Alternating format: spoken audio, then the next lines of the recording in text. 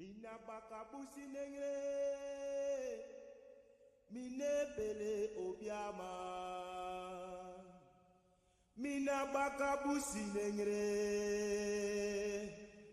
me fele sama.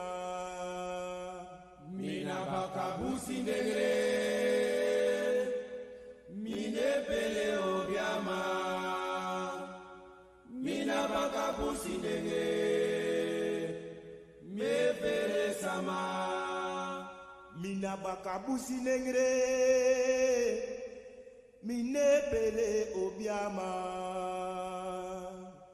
Mina bakabusi nengre, me fele sama. Mina bakabusi nengre, mine pele obiama. Mina bakabusi nengre, me fele sama. Mina bakabusi nengre, mine pele obiama. Mina bakabusi nengre, me fele sama. Mina bakabusi nengre, mine pele obiama. Mina bakabusi nengre, me fele sama. Mina bakabusi nengre, mine pele obiama. Mina bakabusi nengre, me fele sama.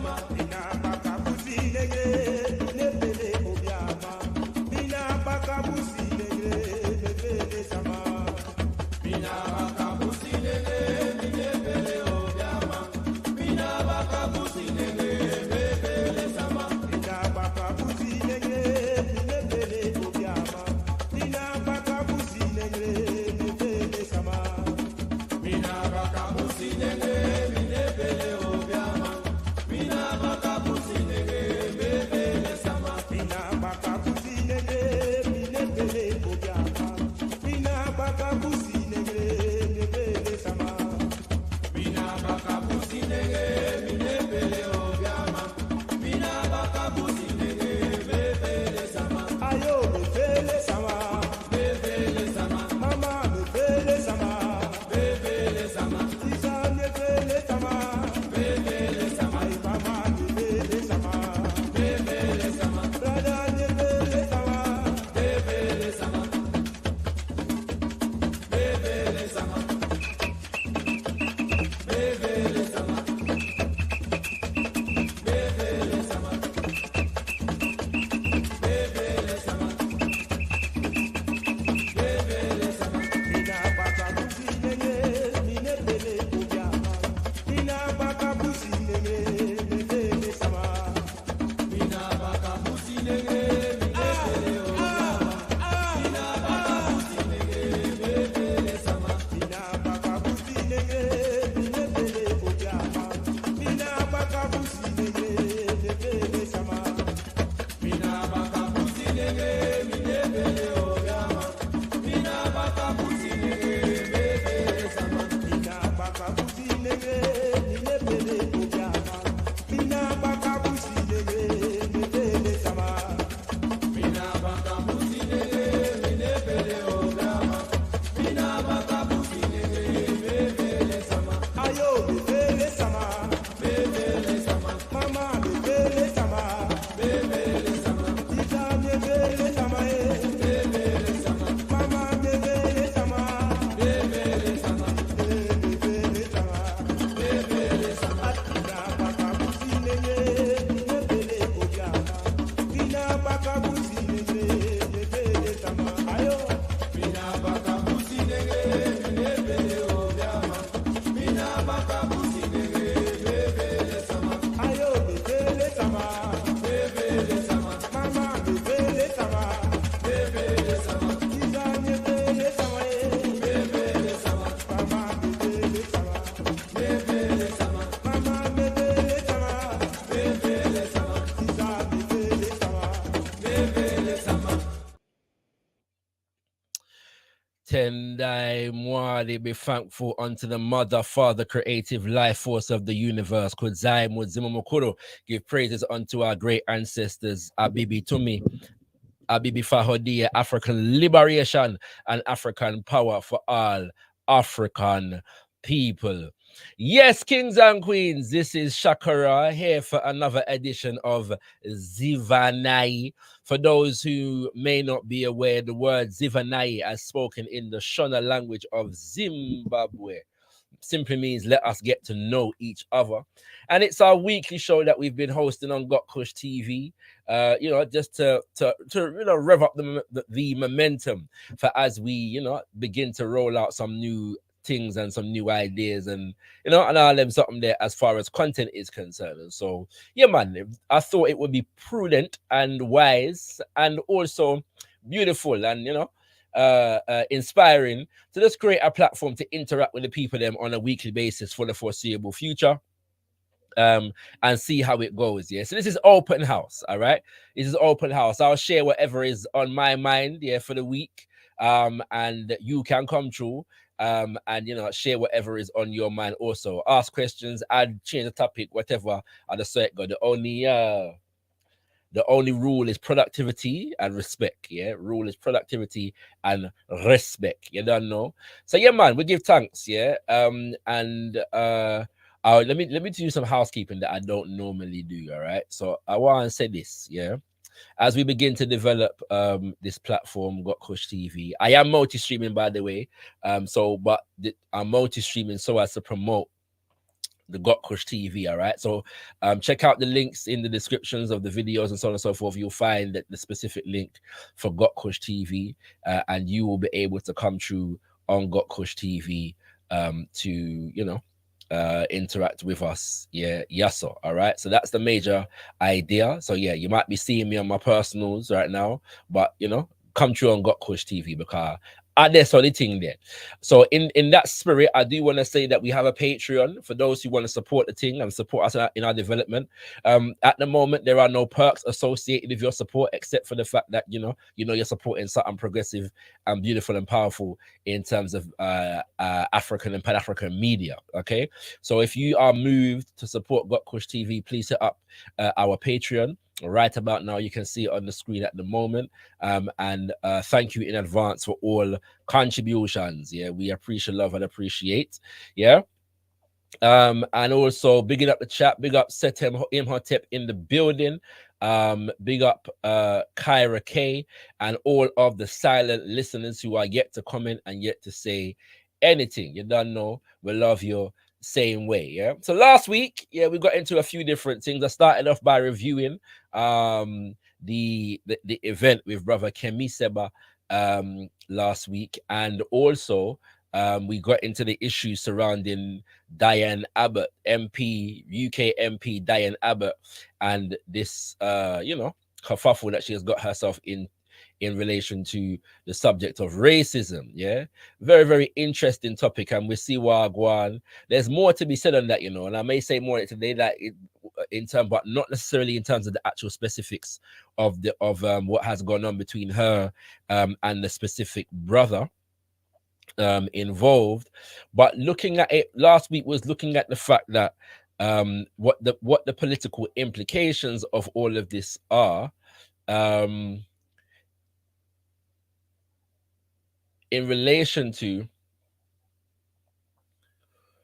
how people are able to define, yes, reality. Yeah, there's a saying that power is the capacity to define reality and have people or others respond to your definition as if it was their own.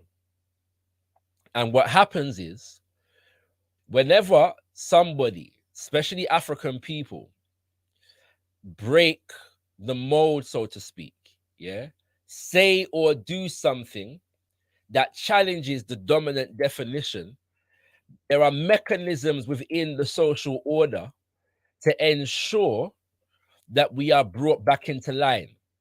Yes. And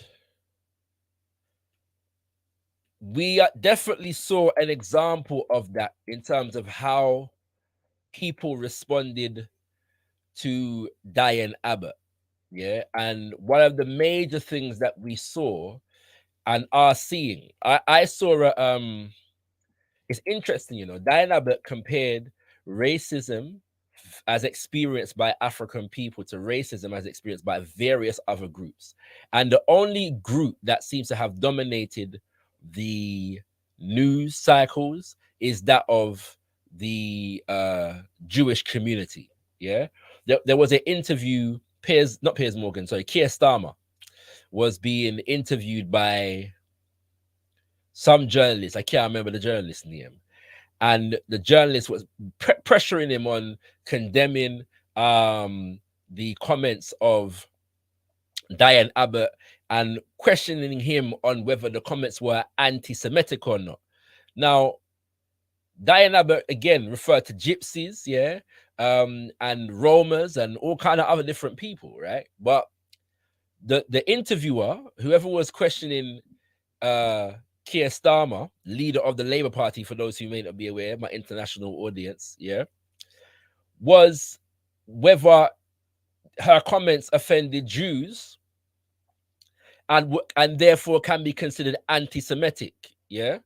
And I happened to browse brother Tomiwa Owolade, his page. This is the brother that wrote the article that Diane Abbott was responding to.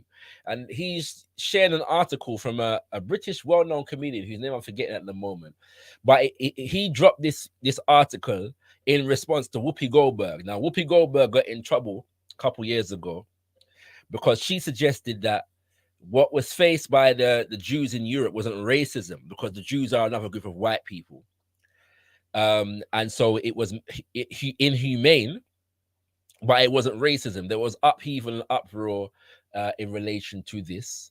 And so this gentleman, who is Jewish, I do believe, wrote an article in The Guardian entitled "Anti-Semitism is Racism, Whether Jews Are a Race or Not." Yeah.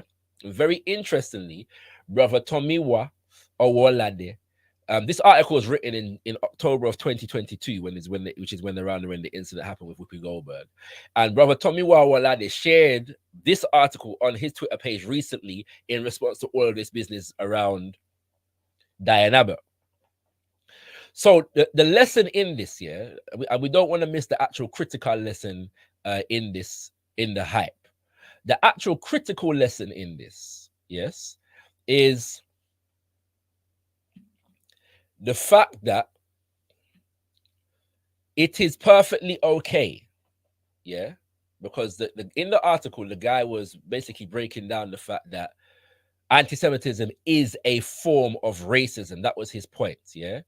And he likened refusal to recognize it as racism as the same as when people say Black Lives Matter, somebody comes and contests it with All Lives Matter.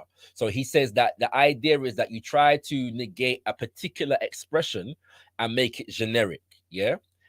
The interesting thing about that is that what the point that Jewish gentleman was making in the article is the same thing that Tomiwa Owolade and those who are supporting his argument are doing in relationship to Africans in terms of racism. Yeah.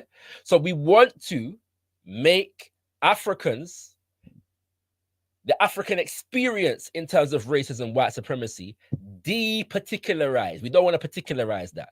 We want to ensure that there is nothing specific, yeah, that African state claim to in terms of experience of white supremacy, racism. Okay, because that's what Tomiwa Owolade was doing. He was basically saying, well, all these other groups suffer. Racism is not black and white, yeah.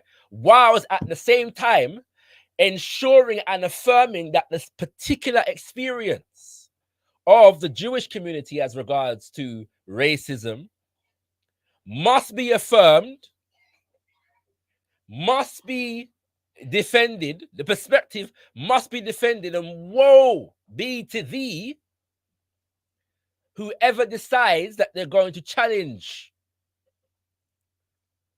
that, especially with the particular experiences of African people. Yeah, that's what's taking place at the moment. Yeah, and that's what we have to understand. All right, that is what we have to understand. And so what I'm gonna do? What I'm gonna do is, yeah, I'm gonna share something, and I'm gonna open up the lines early. All right. So this is one of the reasons why it's very important for us to have um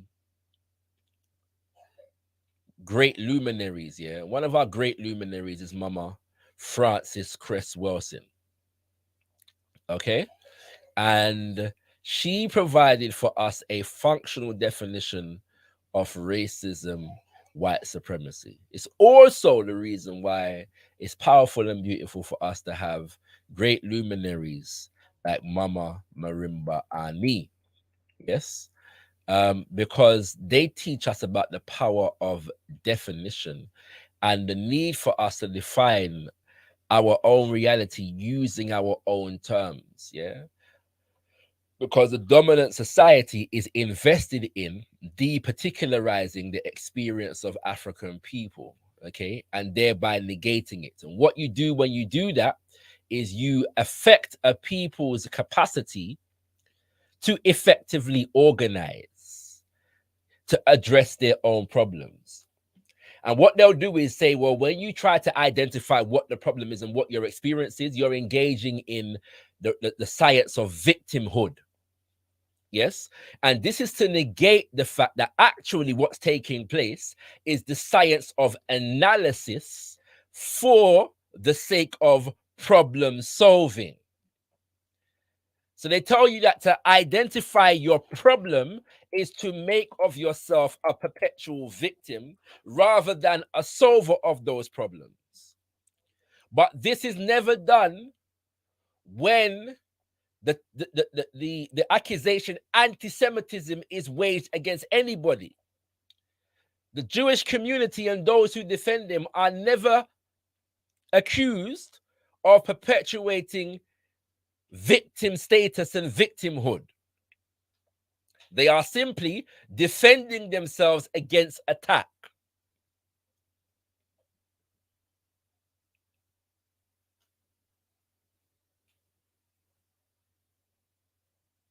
I wonder if we don't understand what me I say. Yeah. So what I want to do is share Mama Frances Cress Wilson's definition, yes, of racism.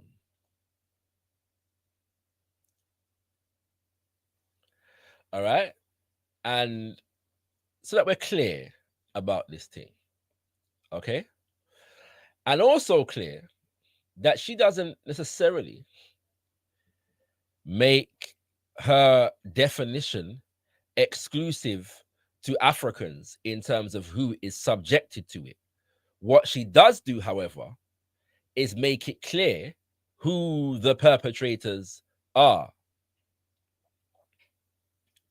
Yes. And that's why they have a problem with it. So the real issue is not even necessarily just particularizing the experience of African people, but particularizing racism as perpetuated by a particular group and serving the interest of a particular group. So let me just go in and sing right here now. Yeah. So Mama Frances Cress Wilson says to us, in all of her wisdom, our great ancestor says to us in all of her wisdom. Now, the first one I want to highlight here is this term, functional definition. Yeah, she says, as a black behavioral scientist and practicing psychiatrist, my own functional definition, not just an abstract definition, but a functional definition, a definition that allows us to operate and understand reality as it is, not all possibilities of reality as it could be, not all realities that may or may not exist in an alternate universe distinct from the one we currently exist within. No, a functional definition. That means one that allows us to operate within our current circumstance and reality of racism, white supremacy, is as follows. Racism, white supremacy, is the local and global power system, pause, not just system of ideas, not just sentiment, emotion, but power system maintained by persons who classify themselves as white. These are people that classified themselves as white. Sorry, 1 second. I'm just checking something. I thought so, there's something missing from this. You know what I'm going to do? I'm going to have to bring up something else where this is concerned, yeah? Because there's some words, there's some lyrics missing from this particular slide. And we have to make sure all of the lyrics, yeah, are there for Uno to see. All right? So we have to just bear with me, kings and queens, as we just bring up the rest of the lyrics. When you just know a definition and you realize, say, hold on, there's something wrong. Yeah. So we have to just wheel and come again. See? All right. We have to just wheel and come again. And we're going to do that right about now. Yeah. So bear with me as we wheel and come again with this definition. I want people to understand what I go on. Hey. Okay. All right. So everybody can see this now, yeah? All right. So Mara Wilson says racism, white supremacy is the local and global power system and dynamic structure. That maintained by persons who classify themselves as white, whether consciously or subconsciously determined, consist of patterns of logic, symbol formation, thought, speech, action, and emotional response as conducted simultaneously in all areas of people activity. Economics, education, entertainment, labor, law, politics, religion, sex, and war for the ultimate purpose of white genetic survival and to prevent white genetic annihilation on planet Earth, a planet upon which the vast majority and overwhelming majority of people are classified as non-white, black, brown, red, and yellow. By white-skinned people, and all of the non-white people are genetically dominant in terms of skin coloration compared to genetic recessive white-skinned people. Now, the genetic stuff is not what I'm focusing on here today, although it is relevant. Yes, although it is relevant, and if you want to understand the relevance of this, you will see that there is a whole group of Europeans at the moment who are talking about things like the Great Replacement and all kinds of different things. Yeah, this idea of genetic survival is very big, yeah, among them at the moment as it stands. However, yeah, what I want to focus on is this thing about power structures and patterns of perception, logic, symbol formation, thought, speech, action, and emotional response. Yeah. So all of these things we are indoctrinated into them. We know how to respond. Yeah. So we know how to respond when Africans particularize and centralize our own experience. We know how to respond, yes, when we identify the perpetrators of the crimes that we have been subjected to. Yeah. And we also know how to respond when other people do the same. And there is a lack of consistency between how we respond in relation to other people and how we respond in relation to ourselves, and how others respond in relation to us and other people who are not themselves. Yes. That is the point here. And so the issue is, are Africans allowed to centralize and particularize our own experience? When we say the Ma'afa, if anti-Semitism is a form of racism, what is the form of racism that gives expression, or the terminology that gives expression to the particular way in which African people experience it? Is there a particular way in which African people experience it? Yeah. Kyra here makes a point that I was gonna make. 6 million Jews died while leadership from the Belgian killed 20 million Congolese and even more with amputated hands and so on and so forth. Yeah. So a little piece before the suffering of the Jews in Europe. Yeah. King Leopold, under the leadership of King Leopold, the population of the Congo was halved. Yeah. And this is to say nothing right now about what is taking place in the Congo today. Yeah, because what happens is, as Brother Sly at the Brother Kemi Seba event said, they are able to obscure what is taking place with African people today under the banner of tribal conflict, ethnic divide. But really and truly, it's an economic warfare that is being waged for the benefit of Western governments and corporations. Yeah. That's to say nothing of the millions that have died in the Congo more recently. All right. But are we allowed to particularize that? When we say, are we allowed to say Ma'afa?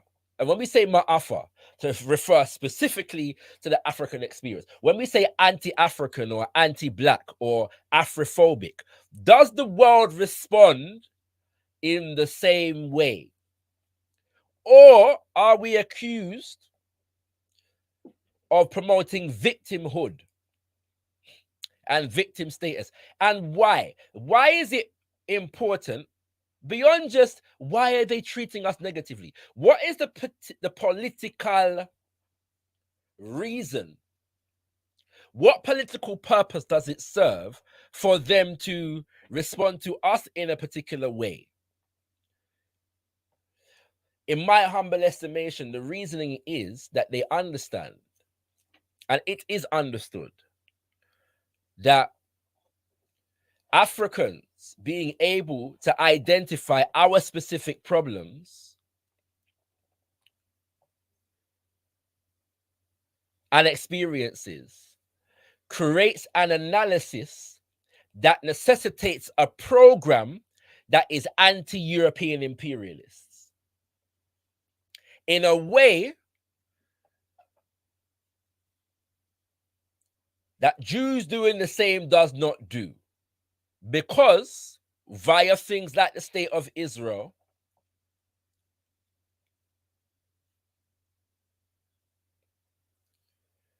the suffering of the Jewish people has been made the conscience of the Western world, and therefore the interests, the safety and the defense of people who identify as Jewish and white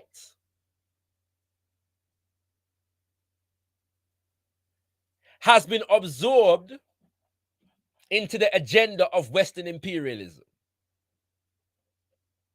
Adatagwan. Yeah. And so Mama Frances Cress Wilson teaches us that we have to decode these dynamics. Yeah, we have to decode the dynamics. And so I'm just engaging in some small decoding today. That's just one thing that was on my head. I am now going to share the link for brothers and sisters to join the conversation if you so wish. You don't have to speak about what I've been speaking about. You can raise something else, and you can ask me a question if you want to about something else that's going on in the world. Feel free to do that in the chat or come live on the panel right about now. The link is in the chat. The link is in the chat. And I'm going to read some comments at the moment. Bigging up to Nat 9, Stella B, the Out of Noise podcast is in the building. Love my sister and my brother. Bigging up to Julanda Zachary over there in the US of A. Major big ups. Setem Imhotep says, please share the name link for this intro. Yeah. Love to hear it. As the intros, but I couldn't find it on YouTube with only the name of the band. Yeah, so the reason it is there on as a single song, but yeah, the group is called Isasi for those who may not be aware, and the song is called Bakabushi Nengle. Yeah. And I'll share the link for the tune little later on, Setem Imhotep, you know what I mean? So we give thanks, yeah, for that. But yeah, man, a serious tune that.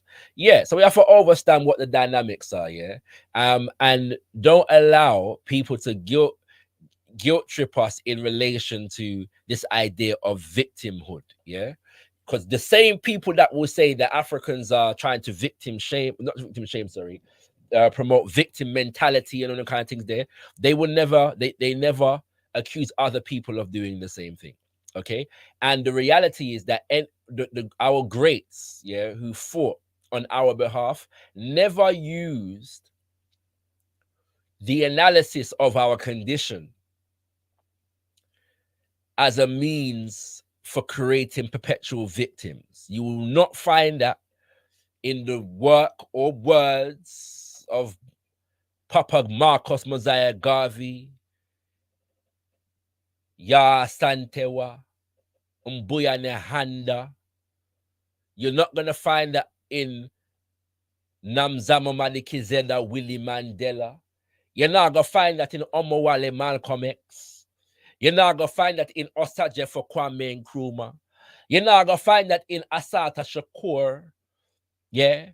You're not going to find perpetual victimhood promotion. You're not going to find that among Nana Amos Wilson and Baba Chinwezu. It don't exist.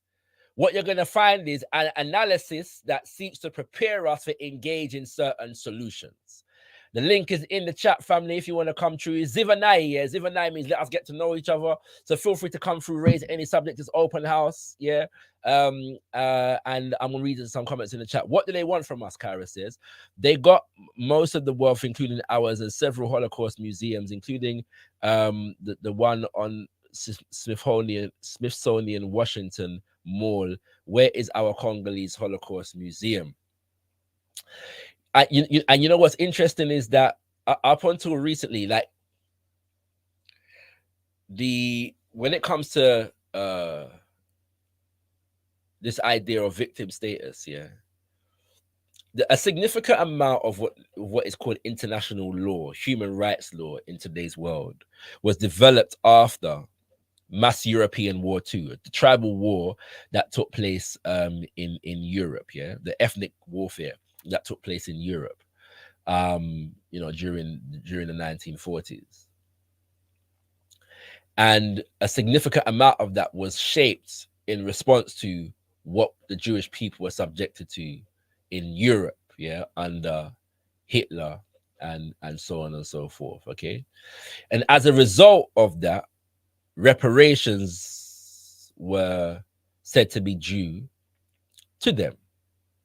And rightfully so. You suffer that kind of a wrong. Repair is a principle of justice in such a circumstance. So as a part of that, the state of Israel was instituted, and Germany had to pay reparations on an annual basis, yeah, to the state of Israel. That's to say nothing of the kinds of support that other Western nations have provided that particular state. And up until recently, if not still today, Germany is still, yeah, supporting the state of Israel financially as a part of reparatory justice. Yeah, if it is not still going on, it ended very recently. Okay. And World War II and the Holocaust is a 1940s event.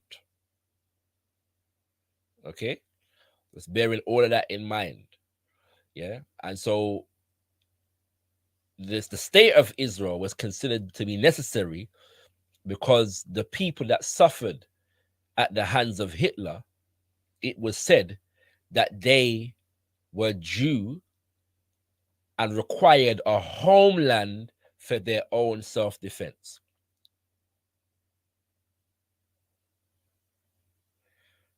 All right. So bear all these things in mind. Yeah. When people are having these conversations, and the same people like Tomiwa Owolade, affirm the particularization and the reparatory justice that was due and has been given. All right, I see. I was just about to bring you through. You dropped off. To the Jewish people, but want to deny it in relation to African people.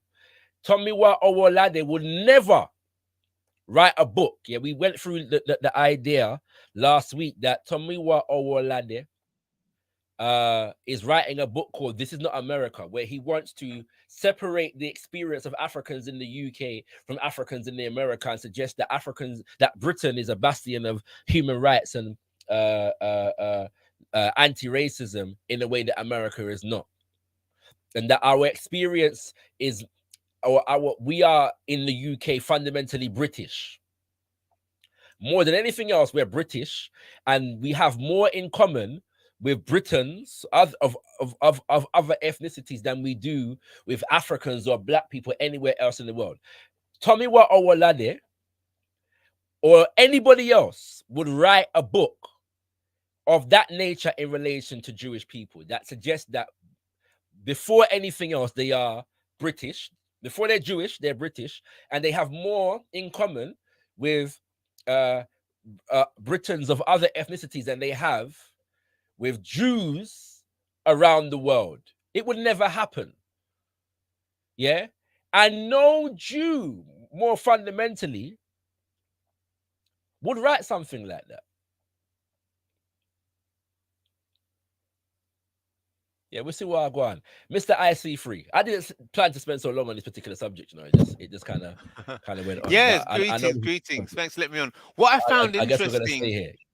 yeah, what I found interesting, I think I was looking at one of your posts, and it's about the Akompong Maroons. Yes. Wow, I'm glad I you mean, raised this. Go ahead. oh my I'm glad you God. raised it. Go ahead. So let me Go see if ahead, I go ahead. understand it. So I understand from what your post is that the Akompong Yes. Maroons are concerned about Jamaica becoming a republic because then they'll lose. There's a chance they might lose their sovereign status because that sovereign status has been granted by the British government. And is that what's going on there? I don't want to. I don't want to say yes to what you're saying, only because I haven't heard that in so many words. Yeah. Right. And I need to look into the specifics of the issue a bit more. Does that make sense? It does appear to be the case. I will say that. It does appear. All right. So that's what it looked like to me. So right. You saw the same kind of thing. Yeah, that's what it looked like to me. Okay. That's what it looked like to me. But we don't know. Now, what I will say is we don't know for certain, but that's what it looks like. Yeah. So what I mean by that I know is what it looks like, but what it is, I don't know. Yeah. Right. And I'm saying, so what I'm saying is I haven't heard anybody make that argument in so many words, but I've heard arguments that would suggest that is the case, if that makes sense. Okay. Now, right. But that is besides the point for me. Yeah. Okay. I'm bringing you through now. Yeah. Greetings, not nice to be. Yeah. Let me just respond to IC3 and then we're gonna come through, right? Okay, so let me just explain to brothers and sisters what IC3 saw from me that I shared. Chief Curry, yeah, is the chief of the Akompong Maroons. Yeah, he's become very popular in the last couple years. He became chief in 2021, I believe. Yeah, and he's had a number of different issues with the Jamaican government and others. There's issues among Maroons and so on and so forth. Yeah, and what the brother, and he posted today a video from another brother who's from the Windward Maroons, who is from another part of Jamaica. Yes, concerning issues to do with the Jamaican government and encroaching upon the rights of the Maroons in Jamaica as a sovereign people. Yeah, I challenged what the brother said because in the caption, Chief Curry said that he shared the video from the other brother. Yeah, Alex Moore. Yeah, is his name. And in the caption, Chief Curry said, we should decolonization is all good, words to that effect, but Jamaica cannot decolonize whilst colonizing the Maroons. So I said, well, it's a contradiction to talk about decolonization whilst affirming Maroon nationhood on the basis of a treaty that was signed with the colonizer. There is no decolonization in that process, right? You understand what I said, yeah? And you know, I half feel to bring up the post and play the video, yeah, and I may do that, yeah. But my point is this, yeah, that every year there are Maroon communities, and not all Maroons agree with this. And let me make that clear, yeah. But the treaty, the 1738 treaty with the British is celebrated in a Kongpong in Jamaica, Maroon village in Jamaica, Maroon town in Jamaica. And that treaty, as is put forward, is the basis for the sovereignty of the Maroons, because the Maroons fought the British for about 100 years, yeah? And the British couldn't beat the Maroons. And I am a Maroon descendant. Let me make that very clear, yeah? All right? Took him blood You know now. what I'm saying? Yeah? Maroon blood. Yeah? All right, yeah? And this is not questionable, yeah? I am a Maroon descendant, yeah? And the British couldn't defeat the Maroons. But what happened was that a treaty was drawn up, yeah, to end the war. And there are clauses in the treaty, yeah, first of all, that established the Maroons have a right to the land, yes, and so on and so forth. That's all well and good. There are also clauses in the treaty that seek to weaponize the Maroons against other Africans on the island of Jamaica. That's right. I.e., where other Africans rebel, other Africans who were enslaved rebel, it is the responsibility of the Maroons, based upon the signing of this treaty, to come to the aid of the British in quelling the rebellion, returning any runaways to the plantation, and so on and so forth. Yeah. Now, there are all kinds of debates about the extent to which the Maroons agreed to these clauses, and if their agreement was ever enacted by the Maroons themselves.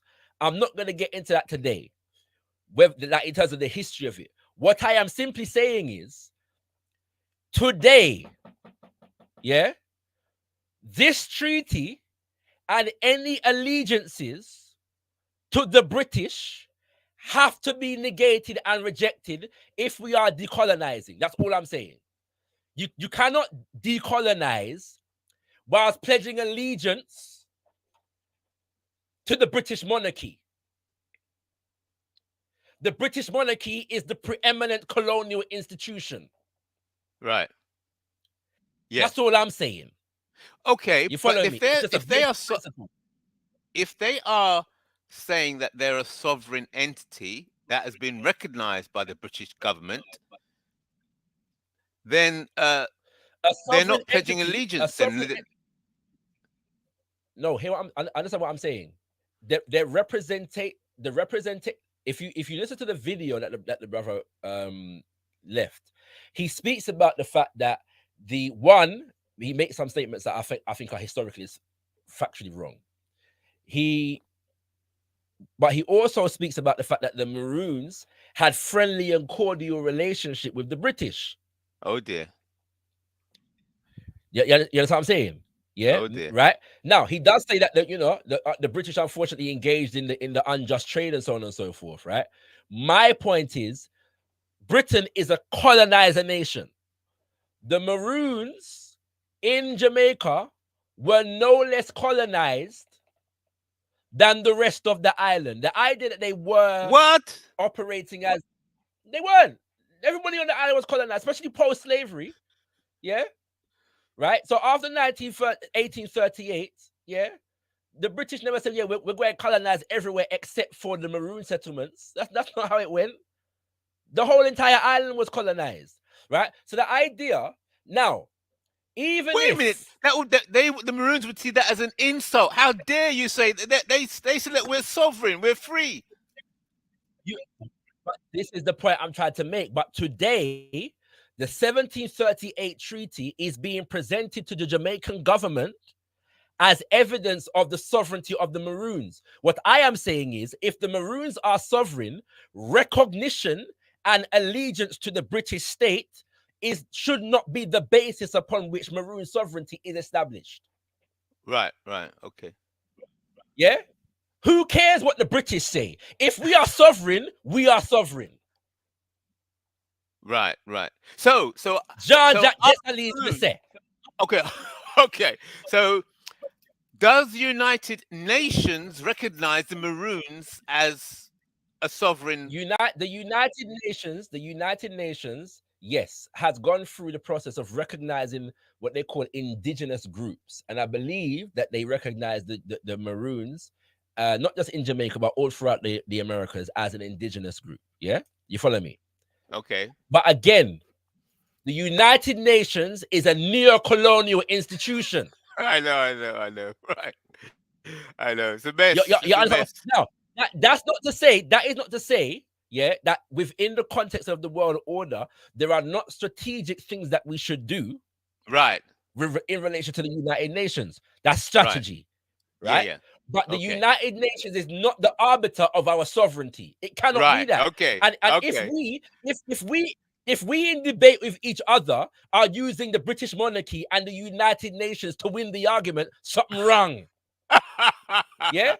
You following me? Right? Yeah. So I'm saying so now you cannot tell me now that my sovereignty as an African is impeding on your sovereignty because of your relationship with the British government.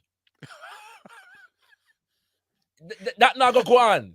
You see what I'm saying? If I'm going to war in the name of liberation with the British government and you're vexed about that, something wrong there, sir. Yeah? So I'm saying the Jamaican government is a neo-colonial institution. Yeah? And so even unless there is a significant revolution of mind and social order and consciousness and all kind of different things, the Jamaican government is likely to remain a neo-colonial institution, even if Jamaica becomes a republic. I am not saying what I'm saying in defense of the Jamaican government. What I am saying is that if we are going to affirm Maroon sovereignty based upon the Maroons' relationship with the British government, then the Maroon sovereignty is no less neo-colonial than the Jamaican independence. Right. Okay. Yeah. That's the point I'm making. Right. You see what I'm saying? Yeah, we have to be clear about these things. There can be no allegiance to the colonizer. I don't care where it comes from. Me love the Maroon history, most of it. And I don't just mean in Jamaica, I mean all about the place. I am proud of the Maroon blood that runs through my veins. Yeah, but principle is principle. Right. And first and foremost, I am an African. And Maroons, some of the Maroons now are trying to make Maroonage a separate and distinct group from the rest of the African people. Them. So in the video, the Bridget made the point that the First Nation people should not be confused with the enslaved Africans on the island, as though I heard that. As though the Maroons are not made up of enslaved Africans. Yeah, I heard that. Africans what's going on? Me want to know a war go on Rasta. Yeah, a whole heap of different thing are going around here. Yeah, it's so anyway. Yeah, a whole heap of different thing are going around here. Yeah, the Maroons are made up of the same groups of Africans that the rest of that dominate the rest of the island, that populate the rest of the island. Yeah. Now, that is not to say that there is not. I'm willing to bet that most Jamaicans have Maroon ancestry. Yeah, I'm not sure about that. I don't know any studies. Yeah, that bear this to be the case, but it's relatively, it's reasonable to suggest that a significant number, at least, of Jamaicans, even those who are not living among the Maroon settlements and so on and so forth, have come from Maroon ancestors. Yes. Okay. And I'm talking about people that were born or lived in maroon settlements, or because not everybody that is a maroon lives in a maroon town, That's right. right? You know what I'm saying, right? Yeah. That's and that is a significant. But the point I was going to make is that doesn't mean that we shouldn't recognize the particularities of Yes. the maroon towns, yeah, and the specific culture as it evolved and developed among. I'm going to bring you through Setem Imhotep, yeah, now, yeah. As it evolved among our maroon ancestors. Yeah. All things being correct, I see free. I am saying that the maroon foundation should be the foundation upon which Jamaica establishes itself as a republic. Because among the so-called maroons is preserved the most authentic social order of the people of Jamaica. Right. You understand what I'm saying? Good That's point. both of the African peoples of Jamaica and of the indigenous Taino people. Does that make sense? Yes, yeah, that's right. So the maroons should be the primary example that we use to develop, Yes. a true sovereign nation. Yes. But we can't do that. You know why? Because every time we talk to the maroon them I tell you about 1738 British monarchy and all them blow out there. Yeah, it can't go on. Oh man. Yeah, it not for go on them way there. Yeah, I see. I'm gonna come back to you because I want to bring in Nat Celebi and Setem Imhotep, who has graced us with his handsome face this evening, Kings and Queens. You know what I mean? So we give thanks, yeah. Nat, got you, King. Yes, big up ShakaRa, Mr. IC3 Set, Imhotep, Makaru. Big up everyone, big up Gotkush. I'm just taking it back to what you were talking about earlier with Diane Abbott, ShakaRa. And I think, you know, as poets, we look into the words, right?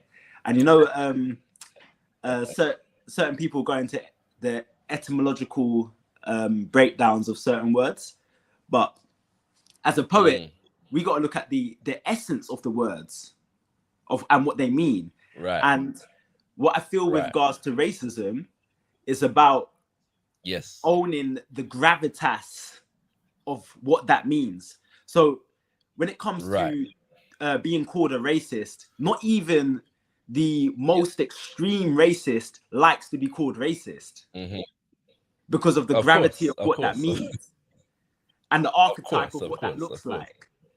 So what they're actually talking about is the gravity, the weight of that word. So when Diane Abbott is like, if we're using words as they are, the Jewish people who most people recognize and see as Jews are white. So that is not an issue of racism when white people are brutalizing other white people. Similarly, no one's calling it racism when we have our battles on the continent. No one's calling that racism. But what they want to call it tribal warfare. They call it but what they want to own is the gravity of it. They want to own, like, racism. Out of the things that are out there, what you can call somebody is among the worst things that you can call somebody in terms of a human being. They want to own the gravity of that.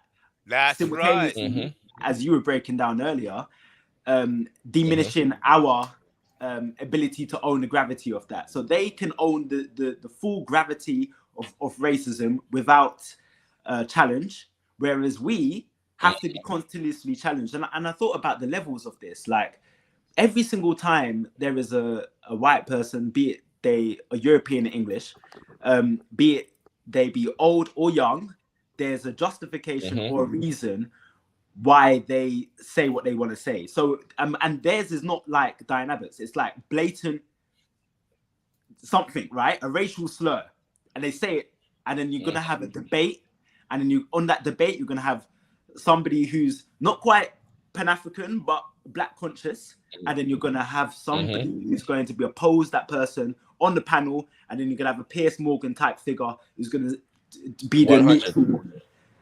So they use that tactic all the time to diminish the weight What, of 100. racism against us. But Yeah. with them, 100. it's totally unchallenged. Very good. Look, yeah, I'm gonna say this. You see, when you see a black conservative talking head, yeah, usually in the media, oftentimes, yeah, they're connected to some think tank in the UK, and you know what it is? These people are so licky, like and beg friend.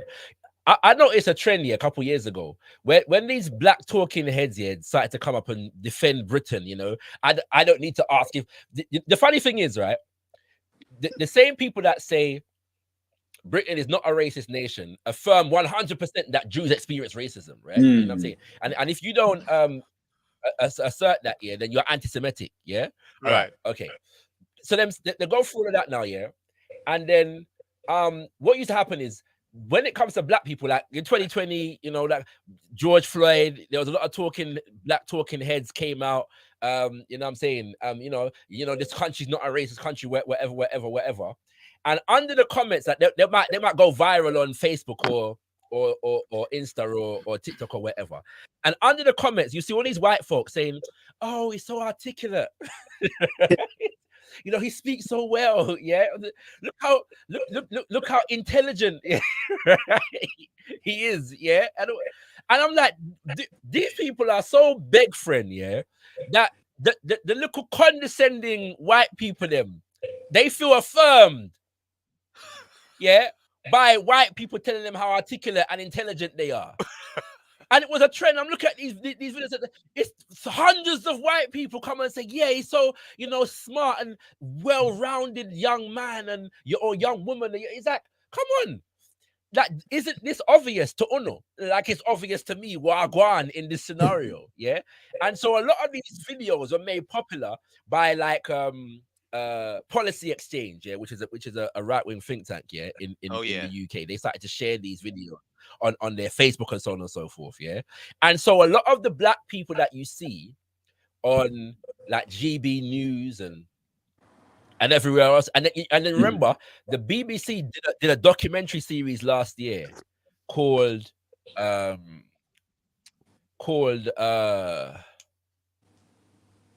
something like Black and Conservative or something like that. I think ZZ Mills hosted it. I haven't even watched it yet. Yeah. What's it called, right? I haven't even watched it yet, yeah. Now ZZ Mills has never self-defined as a black conservative, but one of her closest friends does, right? Lynn May, yeah. So ZZ hosted it. But I'm saying, now, can you imagine a documentary series on the BBC? No, was it BBC or Channel 4? Why them anyway? It was Channel 4. But this was basically advertising, yeah, to help perpetuate that standard, that image, yeah, that trajectory of what it means to be black in Britain. Yes, you can be black and British, and conservative and allegiant to the British state. Yes, because what is blackness anyway? You can't define blackness. Yes, so I can be black and allegiant to Queen and country. Yeah. Now I'm waiting for Channel 4 to do a documentary on being black and radical Pan-Africanists. Yeah. What's it called? In Britain. Yeah. I'm waiting for it. I'm looking to host it or star. Yeah, that is money that I would take. Right?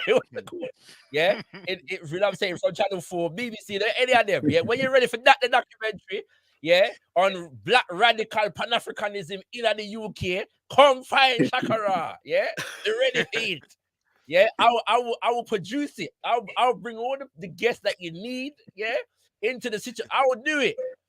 Yeah, and let's promote the black radical message out here in the land of the British establishment and all them thing there. Bigging up Otabenga. Oh, I'm gone. Okay, all right. Otabenga gone. But yeah, Nat, I'm gonna come back to you. Yeah, feel free to stay there.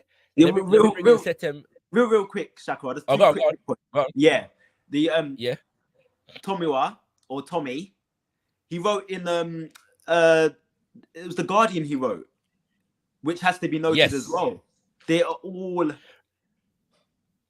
linked in like that, yeah. And I think the British have to feign objectivity in journalism, right? Because Diane Abbott's letter was published in the Observer, which is the right, which is considered to be right wing. Yeah, so the Guardian is considered to be left wing. So Diane Abbott wrote in the Observer. Then Tommy Waz's response was also published in the Observer. I haven't read his response yet. I'm not all that interested in it, but I did note that it was also published in the Observer. But the politics of the country at the moment is all moving right wing, and they've ensured that via the attack against Jeremy Corbyn and the left of the Labour Party. They want to ensure that things move, while at the same time Nigel Farage and UKIP and the what's Nigel Farage's the Brexit Party, and there's another one that's come up recently. Reform. Britain. UK. Britain First. Yeah, right. Yeah, have been popularized on that side. Yeah, but the level of demonization that took place on this side, in terms of has not taken place on that side. So it's a political game. Yeah. And the political game is to ensure that the younger generation of Africans in this country have an allegiance to the British state. Because if we have an allegiance to the British state, we are less likely to rebel against it. I'm going to make one last point. The problem that they have with the left is that the left has too many holes in it, right? In relation to allegiance to the British state.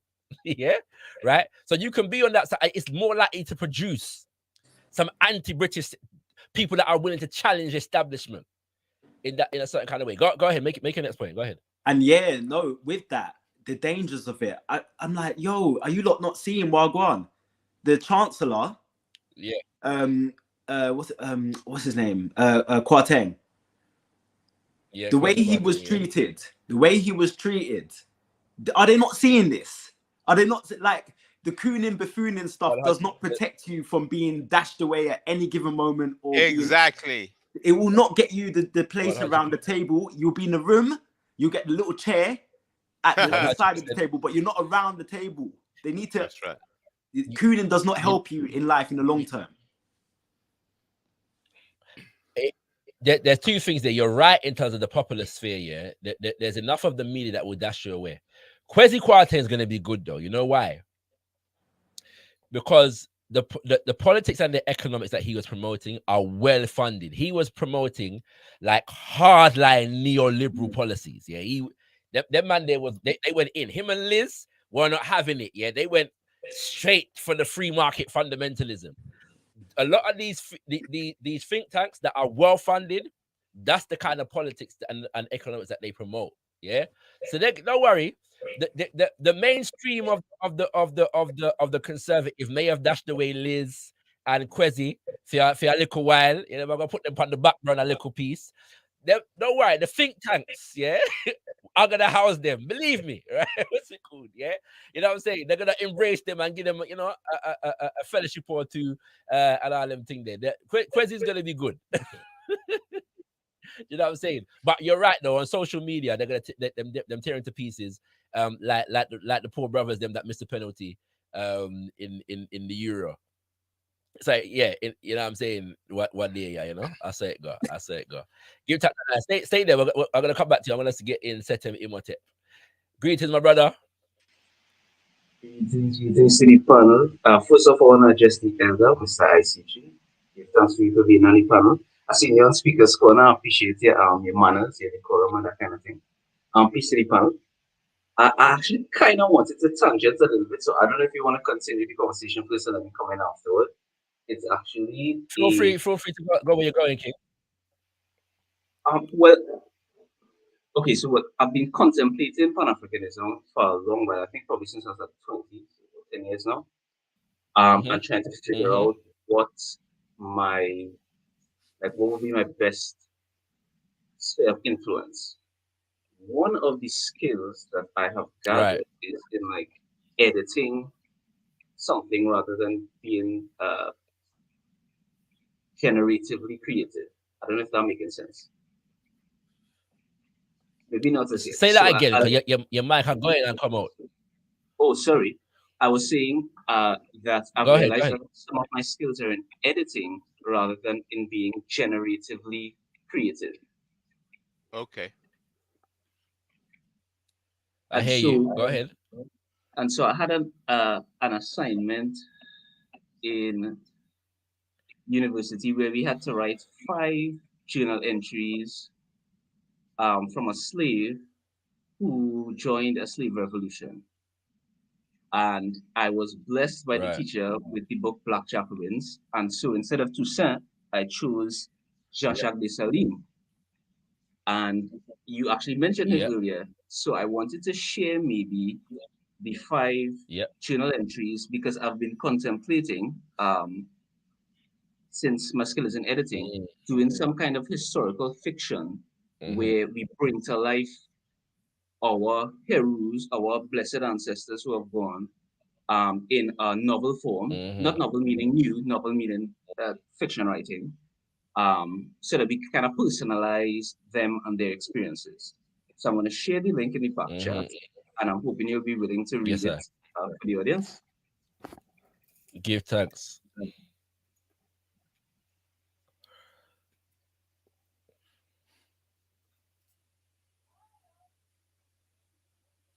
I'm pretty nervous. Hold on there. It'll come up. Correct if I'm wrong. Did you say what you're sharing is what you wrote? Oh no, this is not your writing. Yeah, yes, it is. Oh, it is. Okay. All right. Cool. What is it you want me to read? As from from the start to the bottom if you like, but as much as you'd like, it's just Oh, right. so Okay. basically, what I would have done is taken the book Black Jacobins and tried to craft a narrative of Jean-Jacques Yes. Dessalines' life at particular points during the revolution. I chose closer near to the end of the revolution because he had a bigger influence at that point. But Rolling yeah. that. Yeah. Oh, I see. Oh, and so you wrote this in the first person. I see. Yeah, well, because it's supposed to be a journal entry. He's writing in his journal. Oh, okay. Okay. I So see what hold you on, did there. just to be clear, this is not a novel idea. My sister used to read this series called The Princess Diaries, and they are basically exactly the same thing, but written from some historical princesses. It's almost totally fiction, but that's where I got the idea from. Right. No, yeah, but historical fiction, so to speak. I'm bringing you Historical through again that fiction, yeah. now. Of yeah. So Toussaint said, I am sorry. John Jack Dessalines, this is the 7th of March, 1802. I have been entrusted by Toussaint with the defense against the French of this valuable guardian of Cahos Mountains. His pretty plots depend on it and on me, and I strive with a door to do my part to ensure the protection of these blacks under my care. He did not permit me to raise it to the ground. Sorry, I'm laughing. If you know anything about the character of Jean-Jacques Dessalines, then you know why that's funny. Yeah. What's it called? Not just Uh, that, not just that. A little earlier yeah. in the timeline, they had started when the French had invaded. They had started the campaign by burning every town that they lost to the French. They burnt it straight to the Everything. ground. Yeah. Every fortress, everything. Yeah. You understand? Yeah. Everything that went up. Yeah. True. And though I did not know then, I do intimate his plan now. He intends to strike with vigor at the French and serve them as they have long served us. And though I grieve not to be a part of this valorous engagement, I suspect that I shall have my fill, even more so than already I have, of blood and of violence and of cruelty. I cannot with good will abandon my post, even as Toussaint, afflicted as he is with fever, most violent, goes valiantly about his duties for the liberation of this land and our people. I said it to his face and say it again, this fort will fall only if I do. I had the men erect and redoubt. Is that it? Yeah, redoubt. Yeah. Some distance from the fort, leaving a command of men there and doing the same at Crete Periot. So forgive me, my French not good, you know what I mean? Period. What's it called? Yeah. Period. Yeah, sit there, girl. Think Peregrinade. I don't know if you know that carnival character with the Peregrinade. Creta Yeah, yeah, yeah. Cretapero. Yeah, yeah, yeah. All right. Rose swiftly onwards to meet the bell, the filthy Frenchman who first thought to test our defenses. The fool, and you got reference in here as well. So I assume these references go back to the Black Jacobins. You got at the very end of the entire article, you'll see all the page numbers and right, everything. Yeah. right. Okay, good. The fool followed us with great earnest, not suspecting at all what I had in store for him. As we approached the fort, the men and I, tired but determined after our flight from the bell, jumped hastily into the ditch at Afor Clet Eperio, leaving the Frenchmen naked to our weapons. Oh, how I smiled to see them fall.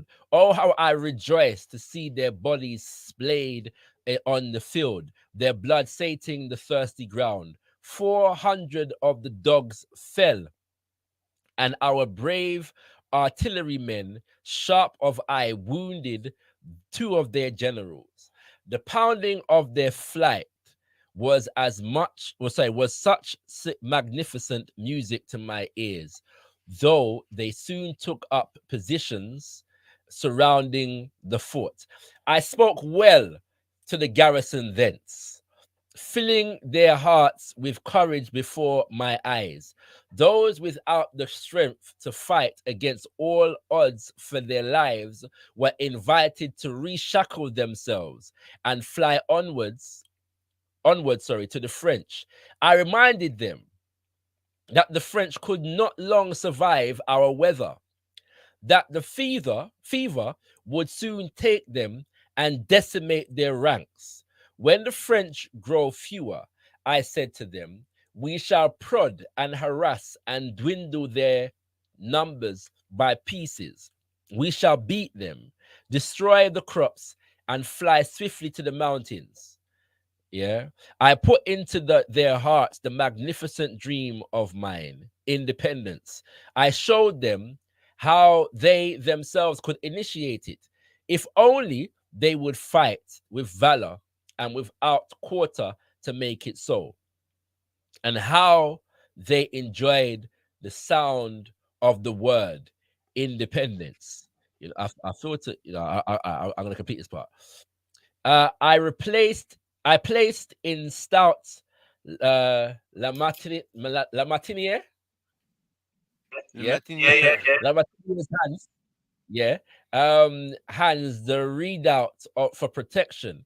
And with him went his wife, Marie Jean. Ah, yes.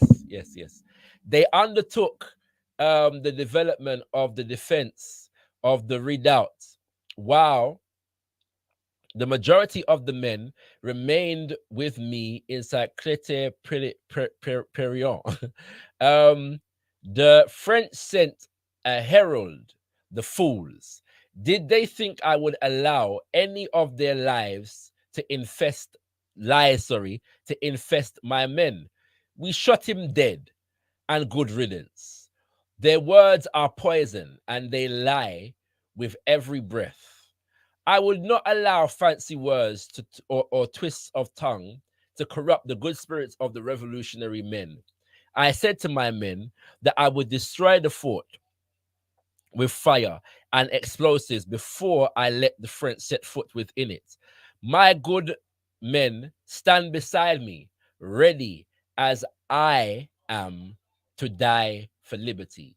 There will be more bloodshed yet, and I face it with enthusiasm. I will repay these monsters in blood for our dear dead brethren. We want for water and for food, but our men stand strong and willing. Word has been sent to the chiefs of ambulance to supply poison for the officers. Should it look like we are going to be overrun, there will be more bloodshed yet, and I face it with enthusiasm. Jean-Jacques Dessalines' diary entry, 7th of March, 1802. That is just under 2 years before the revolution came to fruition. and the island was declared independent. My brother, this is beautiful work, man. Yes, very interesting. I appreciate that. And it's me don't know where you talk about when you talk about how creative you are, because this requires creativity. So That's I right. see what you're saying about editing, but yeah, this requires, you know, yeah, man. Yeah. Me love how you are going. I'm gonna share the link to this in the actual main chat. So if anybody else wants to read this, and also it's important because it, as a beautiful piece of historical fiction, you know, you could turn this into a play, right? That's right. Or movie or theater. Yeah. It's good stuff. Yeah, I'm super invested in the idea of like a Black Game of Thrones, and I think specifically the Haitian Revolution is a really good place to start. Yes, definitely. Yes, So in terms of a period drama, Yeah. where it's Africans being centered, but you know, the Pilskins still love to have their people in the show, so there'll be a lot of them still in the show. You understand? So is this what But you, yeah, is this the kind of thing that you do? You write like this? I Is this like your go on? I don't want to say that I do that, but I would like to do more of it, because I keep coming See, back to because this so piece. you got a talent, bro. So as Nat and I alluded to earlier, yeah, I'm a poet. I'm a spoken word artist, and I have done spoken word theater. Yeah, so me and my collective Best Kept Secret are that with upon. We write plays and put like spoken word theater productions, and I've been trying to write a play for the last few years, and I have a problem. I have a blockage sometimes when it comes to scripting. Like, you know, like you have the whole of the idea, it did it, but to put it into a script for me is a thing. Right, I don't know what it is, but I'll get over that at some point. I say that to say, like, I have some experience with this thing, and I'm trying to improve myself in this thing. But you're on a level, my brother. You know what I'm saying? This is excellently well, like, you know, I can visualize the thing. Do you know what I'm Yeah, yeah. saying? Like, I Right. can visualize, you know, and it's like, and just, as somebody who has studied the Haiti Revolution and Papa Dessalines in particular, this sounds this is the spirit of Dessalines. Yeah, Okay. so I kind of like that's kind of why I'm so proud of it, because I feel like I really captured. Okay, so hold on to start better. A lot. I'm not good with compliments, right? So I appreciate what you said, and I'll take it in advisement. Yes, sir. Um, Yes, but a sir. lot of the writing I can also attribute to CLR James, and just in case anybody think, you know, I was joking, people idea, you know. But Yeah, CLR me have James, mine too. CLR James' prose itself is quite engaging. So he was True, like he true, took me into the environment. So I was able true, to. true, true, This true. is why I say I feel that my strength lies better in editing. But I will take Right. your compliments to heart, because I actively do want to expand this work. In particular, if Right. this is either the only one I do or the first one I do Yeah. for a long Yeah. while, I want to finish this one. Yeah. You know, I tell you this, Robert. Don't even downplay the editing thing, because a lot of people that write can't edit. Yeah. So that is a skill and a talent even in and of itself. You see what I'm saying? A lot of people that cannot edit. Yeah. It's a skill. Yeah. Yeah. Believe me. Yeah. So trust me, own it. Own all bless you, bro. the compliment them. Yeah. You know what I'm saying? Own all the compliment them. People check out brother Setem Imhotep's work. Yeah. The link is in the chat for that. I'm definitely gonna I might even take in the rest of this before we go to bed tonight, you know. Go to bed with Gotcha. you know, the spirit of Jean-Jacques Dessalines. You know what I'm saying? Yeah. So I'm gonna come back to you, all the brothers on the panel at the moment. Call for any sisters before I close out. I would love to hear the voice of a sister, yeah, on the panel. So you know what I mean. The link is in the chat, family. The link is in the chat. Feel free to come through. We're gonna done soon still, so don't leave it too long. But yeah, you know, you can come through, raise a point. Yeah, as you can see, yeah, people have raised eclectic points, yeah, and you know what I'm saying. I love brother Setem Imhotep's contribution, because it take us somewhere else completely, a new dimension. Let's bring our ancestor into the conversation and let's Yeah. bring him to life. Yeah, and That's I right. feel honored to have.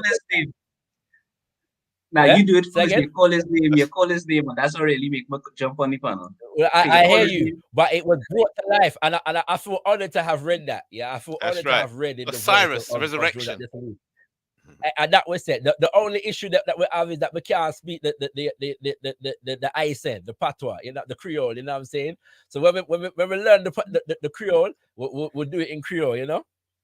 That's on Haitian Creole or Creole Haitian is on Duolingo. I started learning it. I've like dropped off, but I also like I thought to myself, this would be really good to like put in Creole Haitian and publish it in Haitian and more like.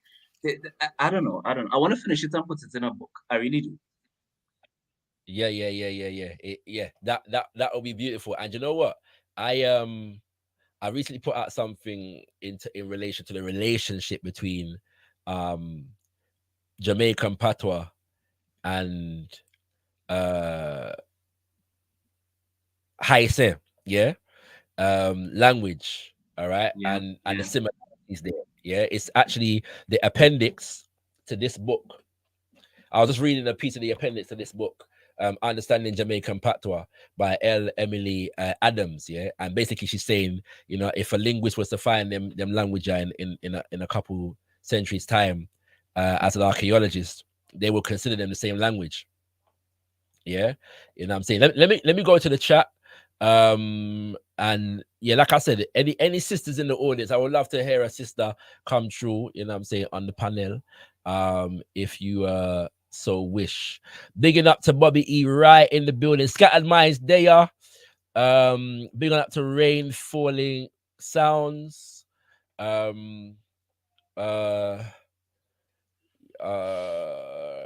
it called? It says all Black Jamaicans have a right to the land, not just Maroons. Exactly, the Maroons keep throwing the British treaty in our faces. I'm not going to call the Maroons traitors, not collectively anyway. Yeah, I think that the Maroons were faced with a unique set of circumstances. Yeah, that I think we need to understand.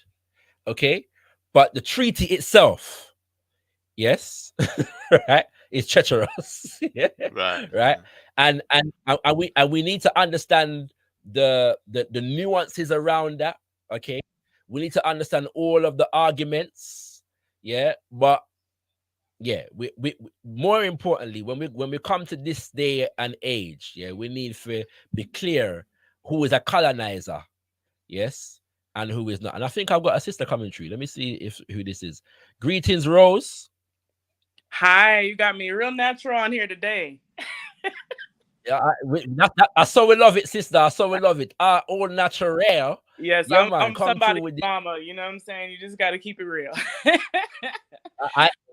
I'm somebody's baba, and I saw it go. You know what I'm saying? And I'm there with somebody's mother, so I know how it goes, my sister. Stay where you are. Stay where you are. I want to acknowledge the chat quickly, and I'm gonna come back to you, sis. All right? You know what I'm saying? But yeah, that's how we like it. You know what I'm saying? Let me see. What haplogroup the Maroon come from? Yeah, that's obviously a joke. So yeah, but I take your point. Agreed. Maroons as a format, yeah, man. You know what I'm saying? You know, and it's not even just in terms of, obviously, like you'd have to update and evolve and flesh out. What I'm saying is that the Maroon spirit and culture, yes, is foundational, and the preservation of what is there should form the foundation for our ideal of what our nation represents, right? Just what I'm saying, like what kind of sovereignty that we're looking for, because that is where the most of our retentions are culturally, the things that tell us who we are as a people. Yeah, I shouldn't say the most, but a significant aspect in the form of self-sustaining community, or the attempt so to create.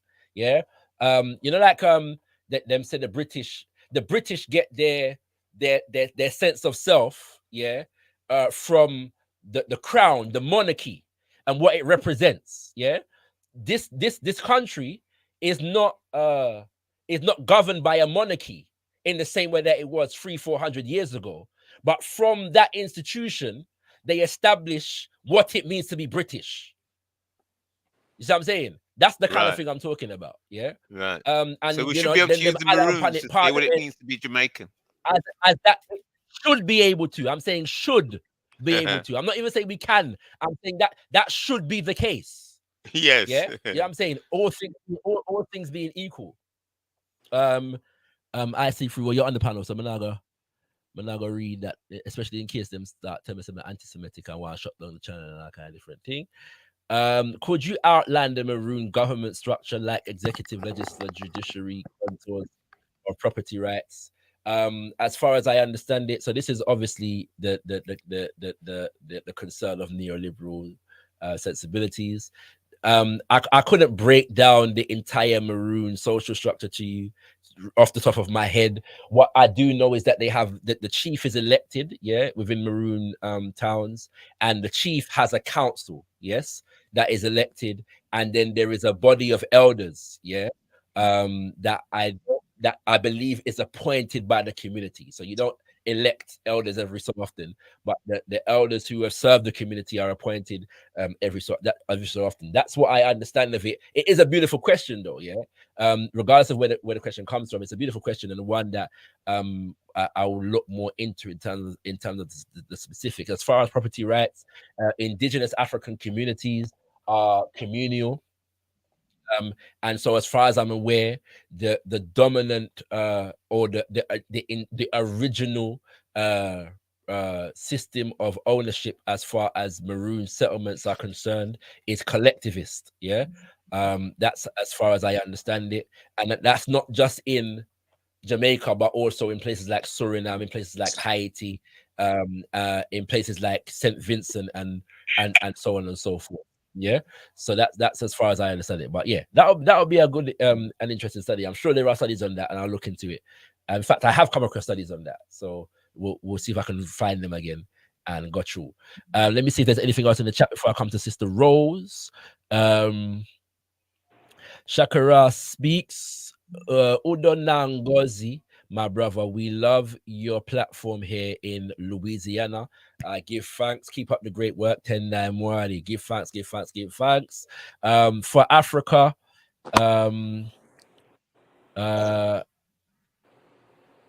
saying shout out to Bobby E. Wright, and giving much support and respect, much appreciated. And I think that's it for the chat so far. Yes, the brother has a Trinity accent. He's in Trinidad. Yeah. What I love about this, is I always get people from international come through on the platform. So we give thanks. And I'm saying we give thanks. Oh, 1 second. Sorry, I missed something. CLR James, anti-Garvey comment. Yeah, CLR James was a critic of Marcus Garvey and an opposer to some degree. I believe that he did change some of his ideas later on in life. At the same time, The Black Jacobins is a very good book to read. Yeah, so you know what I mean. So I said, there are many, and I'm not even sure if CLR alluded to communism. Actually, I think he was more of a socialist. But when you hear commie, that is McCarthy's speech. You know, that Cold War language is a slur, yeah, for anybody who doesn't agree with capitalism. So it's not even. I'm just saying that because the brother may not be identifying CLR James's specific politics more than throwing a slur, yeah, at this point in time. And nothing wrong with analyzing, agreeing or disagreeing with politics, but we have to clear about the perspective that people are critiquing from at the same time also. Yeah. So yeah, if you want to understand the Haiti Revolution, the Black Jacobins is a must read. You know what I'm saying, among other texts. I would also suggest The Irritated Genie by Baba Jacob Carruthers. Yeah, as another excellent book. And there are others. Do you know what I'm saying? So yeah, George, actually no, the African communal lie has already been exposed by Ghana's economist George Aite. That's actually false. Yeah? George Aite, although he does try to shoehorn capitalism into indigenous African societies, he never questions the fact that they were collectivists, yeah, in their approach. That is not questioned in George Aite. Yeah, so I'm not sure where you get that from, but it was a good try. You know what I'm saying? It's a good try. You know. At the same time, George Ayete, you know, was another African, unfortunately. Now, again, this to come back to what I was saying before, right? George Ayete is a good person to read. However, he was sponsored by the Manhattan Institute, yeah, which is a think tank in America that is designed to promote America's interest economically around the world. So we just have to bear that in mind. Yeah, so cool. All right. Yeah.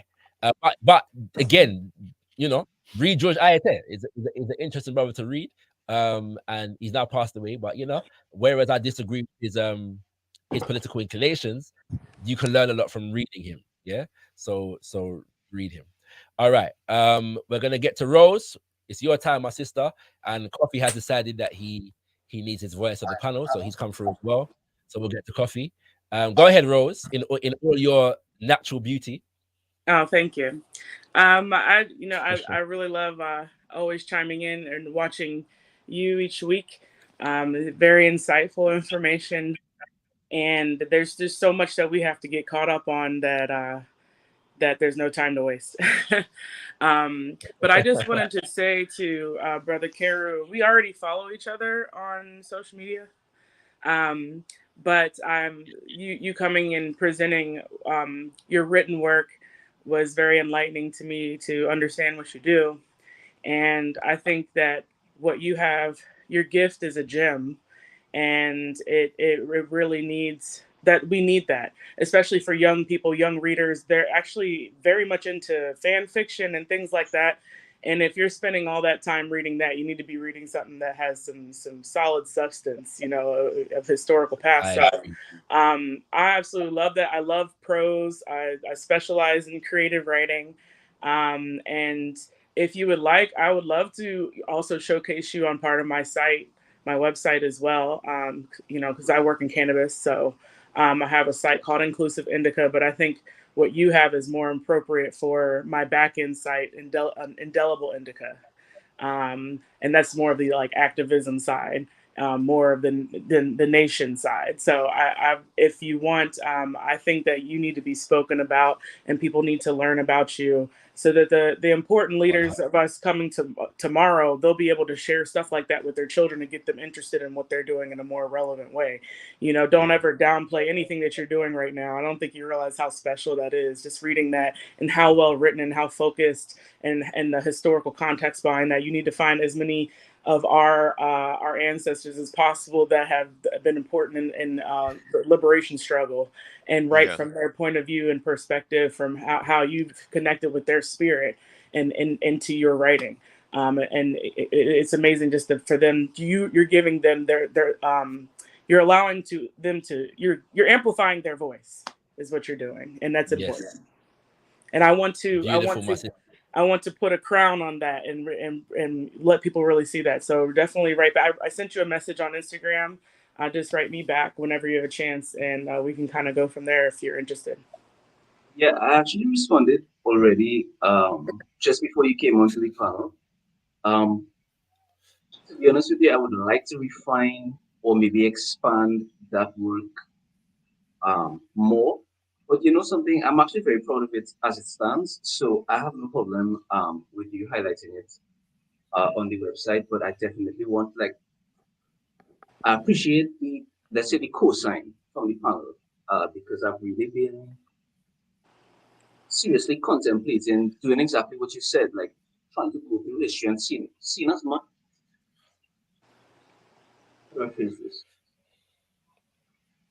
In the ancient Egyptian concept, nobody dies until their name ceases to be spoken. So I'm actively trying to preserve that immortality. Yeah, like lionize some of our heroes. Like I grew up learning about things like Richard the Lionheart and like Alexander the Great and that kind of foolishness, you know. Like I know too much about William the Conqueror. Yeah, you know, too much about them that I really ought to know, and not nearly enough about our own ancestral freedom fighters. Not just freedom fighters, but like administrators, architects, anything, you know, just people who are exemplars of our race. So I would like, well, I mean, race is a social contract. I'm not going to pretend it's not, but that being said, we live within that social construct. So so I really appreciate you guys co-sign. Yes, definitely. You can highlight it on the website. I wanna expand Not it. highlighting the work, it would be highlighting you, because your soul is in this as well. No one else is 100%. so connected with that ancestor to get that voice out. So that is just as important. Well, You're not an AI computer. You're a person with this ancestral connection, and doing this type of work gives you license to dive deeper into that and to spend time on it, because now you're making it part of a possible career for yourself, regardless of how you see it. 100%. It's such a holistic thing to have such a well-rounded life. Now you're giving yourself the right to spend time really fully understanding that history. And a lot of people, in our generation of our race, they're just working so much they don't have time to sit down and read some of these things. And if you can give it in an abridged but authentic place in your Definitely. life, that is going to hold a lot of weight in the heart of somebody who will never have the ability to think, to buy a book from from a scholar or something, and not having access to that information. You're presenting it in a different way that people can access, and that's through the emotional and literary space. 100. My brother, what I am of the perspective, like I was a watcher of the Thrones as well, yeah. And one of my favorite genres, yeah, is actually historical fiction, yeah. And as African people, we definitely need historical fiction. What the two genres I think we need most right about now is science fiction and historical fiction, yeah, to bring to life our history in some creative ways, yeah. And my vision for institutions like gotkushTV is to be an institution that is able to develop that work, yeah, that we can just throw a budget at it and say, give it a producer and say, go and do your thing, develop that into a short or a full-time 12 episode series or a feature film or whatever. We have to get there, yeah. But as them said, to count stand, you start from where you stand. Yeah, you have to start where you stand, and I You have should to get there right. definitely go to like some Black film festivals and start talking to people, just to get, even for storytelling. It doesn't have to mean that you're ever going to make this into a full live action production, but there's people there who have gone into producing published works in a lot of different ways. And I've learned that in me doing it because I want to develop a line of children's books. So I met someone who developed their children's book. She ended up turning it into a movie, so, and that's not part of my dream, but my mind may be limited for all I know. And maybe you don't want this to be published to the wider scope, but you can publish it in a way that's accessible. That's a privilege for us. You can do whatever you want with it. It could be a university text. And you take your time. You take your time to do it. Don't ever let nobody rush you in getting this work out, because it requires a lot of time, effort, energy, and emotional thought and feedback to read that, comprehend it, digest it for yourself, feel that emotion from it, and then write it, So just you have to find those formats that work for you. But at this current moment, if you're not at that point, let that creativity just flow, and it's going to end up how it ends up. And like you said, you're a phenomenal editor. It's already in pristine condition the way you have it. You even got sources. I'm like, this historical fiction. This nigga got sources. It's beautiful. I love it. I love it. I love it. Nothing.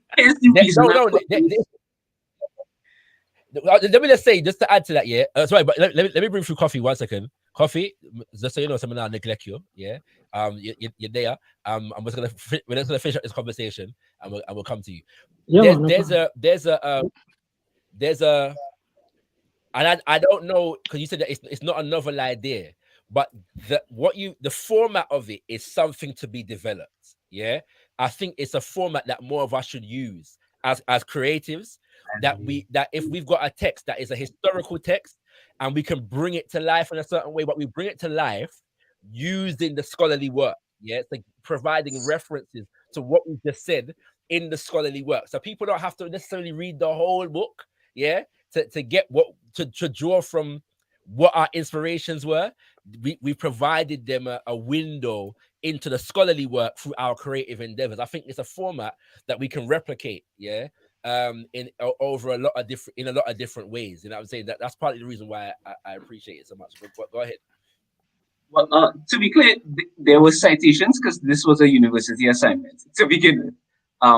But I published it with citations for the reason that, Right. as you say, anybody who is, let's say, moved by the story, Yes. knows where I got this information from. And the book itself is so chock full, it's full of so much more information that I haven't touched. That's only 5 days. And I spread those 5 days Yes. over about 2 years, because I think it ends in 1804 after he's already emperor. So it's like there's so much that I didn't cover whatsoever in that Yeah. period. Yeah. That I wanted to really give credence to where I got the information from. I also especially since we're going to Brother Coffee now, I wanted to ask him if he's ever read Black Jacobins. But can I quickly, because it's on topic, let me just jump in real quick, Shaq. Yeah, go ahead. And then we'll come to coffee. Yeah. What I heard earlier, I just feel like as well, Sister Rose, you made a very good point. But ShakaRa, if you're saying you've got mental blocks in a certain kind of way, and Set Imhotep is demonstrating this brilliant skill, you don't always have to do everything yourself, you know. Maybe I agree with certain you. conversations should be taken place. I Division of labor. That's right. Yeah, outsource. 100. Indigenous African culture is very good at division of labor. You know what I'm saying? You know, so we give thanks, right? But no, you're right about that, my brother. And it's most of the TV shows that we watch here, the idea might have come from somebody, but there's a whole team of writers, and I would love to do that. Yeah, I would love to sit down with brother Set Imhotep, Sister Rose, you know Tugstar, you know what I'm saying, my brother Bunchi and Ayete, yeah, and others. Like there are so many writers that I know, yeah, that I've had a vision like of us all sitting down in a room together just writing something, yeah. Because you got teams of all these blockbuster shows, there's a whole team of writers, yeah, right. In the room for these things, and we need to collectivize in that kind of way. And so I agree with you, my brother, wholeheartedly. And so I love that, and I appreciate Sister Rose coming on just to affirm the talent that brother Imhotep has displayed, and add to the avenues for developing it. That's just beautiful to me. Absolutely. So I appreciate it. And one more quick statement. Yeah. So go ahead, sis. Yes. So one of the things that I think is really important, I like to catch artists at their early stages, because there's a lot of like copyright issues, infringement and plagiarism going around. And if you can have something like when I showcase people on my site, it's almost like kind of giving them a timestamp. Like no one can ever steal your work, because here you see here, it was discussed here. You know, I don't post anyone's actual work. I will advertise if they ask me to, and I don't charge for any of that, because I pick the people that I find are special to go on there. You know, and I'm open to collaborate with any and everyone. But it's a way for them to also protect themselves. Like, oh no, you didn't write that, sir. We talked about this about 5 years ago. You see here, you know. So that's something too. I want people just to keep in mind when they're thinking of like, oh, is it too early for me to do an interview with a podcast or something like that, or whatever you're thinking of getting when you're thinking of pushing and promoting and scaling what your work is. It's okay to start in those early stages as long as you're kind of like having some discernment. But I'm not here to plagiarize nobody. I'm here to push us forward. And I want that for us. I find that it's important. Period. So thank you. Thank you very much, Sister Rose. You know what I'm saying? You came through with a beautiful energy and the beautiful all natural and everything. And it's just lovely. That's lovely. I appreciate it.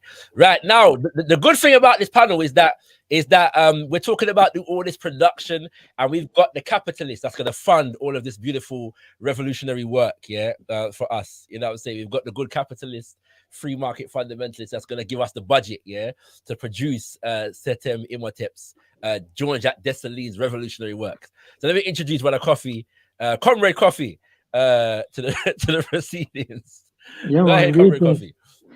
Yeah, The reason why I asked you about the Maroon governance structure. Sorry, before you go in, Coffee, let me just. Sorry, King. Sorry, King. One second, King. Let me just big up to Dexter in the chat. Says big up family ZIVANAYI Vanava Mwadi, which I believe Vanai's children, right? ZIVANAYI, let's get to know each other, children of the Creator. And Tendai Mwani is be thankful unto the Creator, and then that is where my Shona ends, as far as what the brother has said. But I love the Shona language, you know, it's a beautiful, beautiful African language. But I will say it anyway. Zevazimo, oh, that's ancestors. Zevazimo Vakuro. So that's something to do with ancestors and greatness. Tendai Mwani Nevazvadzimu Vakuro. Something to do with ancestors and greatness. But yeah, correct if I'm wrong, Dexter. Looking forward to it. Go ahead, Coffee. Sorry to interrupt you. Yeah, as you know, in Jamaica, we have a process going to become a republic, right? And yes, just like in Barbados, the elites really want to try and find a way to continue the status quo under the guise of a republic or under a new governance structure. So that's why I asked you about the Maroons and what you found so enlightening about the Maroon government structure, you know, because you know it's all well and good to kill the oppressor and hang the politicians from the light posts, etc., etc. But after the revolution, after the and the kill of all the bourgeoisie and whatever, how are you going to fashion a new system in the name of liberty? Because you know, based on our experience, it's just like Animal Farm. You know, the pigs take over and the pigs turn like the oppressors. So I really wanted to know what was your attraction to the Maroon government structure. You know, the sister brought up whole issue of property rights. Yeah, these things are very important when you're fashioning a supposedly new structure. You know what I mean? You said that George Aite didn't contradict or undermine the the African socialism propaganda about African culture being communal in nature. Why did you say that? Or what led you to form that view? There's a few things in there, so let's try and deal with all of them. The first thing is I never said the Maroon governance structure. I said the Maroons should form the foundation of what it means to be a sovereign nation in Jamaica. So it wasn't specific to do with the governance structure. Yeah, that's not to say that there's not things that we can learn from the governance structure. It just means that's not the point I was making. Okay, I'm sure there are things to learn from the governance structure, and I also said that you would have to develop that and evolve it, you know, to suit the scale of running a nation at that level. Okay, so yeah, let's just make that point particularly clear. But I will say that I believe that in the way, if we look at how Maroon communities operated and governed themselves in terms of the levels of a balance between centralization and decentralization from one community to the next, yeah, particularly under enslavement, I think there are things to learn. Each community had its own leadership, but it also had a leadership that communicated with the other Maroon communities, and they tried to serve their people in particular kinds of ways. I think that since so-called colonization, so independence and colonization, it would be true to say, and I've heard this discussion take place, that a lot of the governance structure of the Maroons has been eroded because it has been ineffectual. Yeah, much like all indigenous governance structures around the Black and other world. Yeah, so the same would be said for the indigenous peoples of the Americas in general, and so on.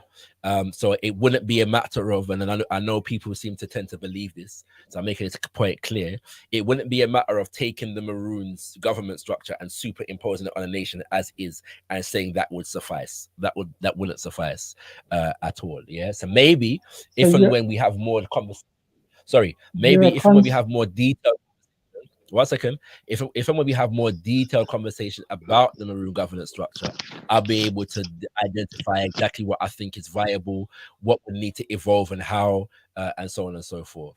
As far as George, what would inform that? and I don't. Would it be concern for liberty or concern for tradition? These are not diametrically opposed things. Yeah. Yes, they are. So they are. They're Or really they can be. I should say really they can be, because some traditional. It depends on what your tradition is. It depends on what your tradition is, and two. Right. So and two. is the goal. Liberty is liberty. Defined politically is a rather vague and often nebulous concept. The absence of coercion, the absence of an authority to tell you what you can and cannot do. Coercion can be from. Define liberty in that kind of way. But the people that the problem with that is that the people that define liberty and often promote it are allegiant to and often at the head of the biggest coercive systems in the world today. Okay, so fine. How do you define liberty, and is liberty the primary concern or tradition? Hold on. You can't say okay, fine, and then try to move on, because we're having a conversation. No, because I'm not going to get in the weeds of European concept of liberty, not living up to liberty. Yes, understood. It's not the weeds. We can have abstraction is good and beautiful, but it must be balanced with an analysis in real terms.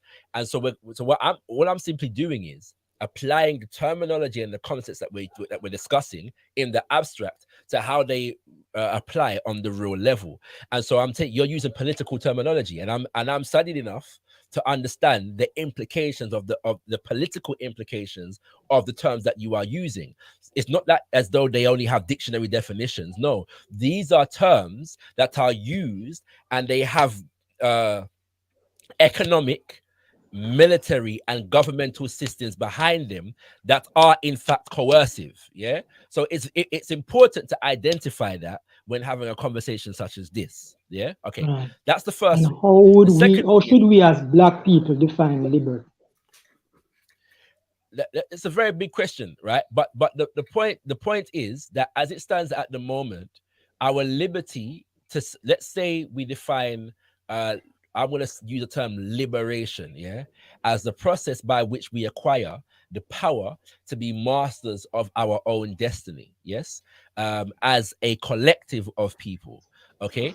And so when it comes to that particular quest, we have to deal with the fact that we are seeking liberation within a particular context. And that particular context is neo-colonialism. That particular context is the fact that our nationhood and our sovereignty and our humanity has been infringed upon for a number of centuries by a particular group of people and the institutions that they have developed. And so I was simply saying that when we look at the Maroon fight for liberation and nationhood, as opposed to the colonizer, the energy of that, the spirit of that, and the origin of that in terms of who we are as a people is something that should be able to serve as the foundation for the establishment of nationhood in today's world. The problem that we're having is that that process of that natural inclination is being hindered by the fact that so many of our Maroon brothers and sisters are hinging towards a treaty with the colonizer as a part of the establishment of ourselves as a nation. And that is a contradiction as far as I'm concerned. Sorry, I see free. You wanted to say something. I'll come back to you. Oh, your mic is muted. I didn't realize. Kofi's muted. He doesn't know he's muted yet. Sorry. He's muted. Yeah. One second, Coffee. Sorry. Imhotep, your messages can be seen. Yeah. Just making you know that. Yeah, go ahead, Coffee. And I see free. You did put your hand up. So if you want to say something, then yeah. To come through. Go on, let Kofi speak first. Go. Yeah. So based on what you're saying, is the spirit of freedom, is the quest for liberty, or the Maroon quest for liberty and freedom should be the focal point of nationhood. Yes, but also culture, yeah, of the Maroon people. So the cultural preservations, the Yeah. ontology, yeah, that comes Yeah. from that understand. I'm saying the cosmology, all of those things. And so when we talk about, for example, rewriting a constitution, yeah, what should form the foundational principles and values and cultural order that contributes to the way that constitution is written, who that constitution serves, who are the people that are adherent to that constitution. There should be many things that we can learn from what our maroon ancestors have left us that could inform that process. That's the point I'm making. Well, you start to cross the Rubicon now on governance structure. Before you were talking about talking about governance. You were talking about this a spirit of nationhood coming out of the Maroon experience. But all right, yeah, all right. Let me just read. Again, Sorry, go on. No. I wasn't saying that I'm excluding the governance structure. I'm saying that I wasn't speaking about that specifically. I was more speaking about it was more a conceptual and ontological statement that I was making, right? So that's why I use the example of the British monarchy. The British monarchy doesn't play the same role in British society that it did 200, 300, 400 years ago, but it is still a central institution through which the British understands itself as British. Yeah, this is what I'm saying. That's the point I was making. Yeah. So yes, all right. the evolution out of the monarchy, the parliament structure that didn't exist 400 years ago still exists under the monarchy officially. It pledges its allegiance to the crown. Yeah, but it came about to restrict the monarch, though.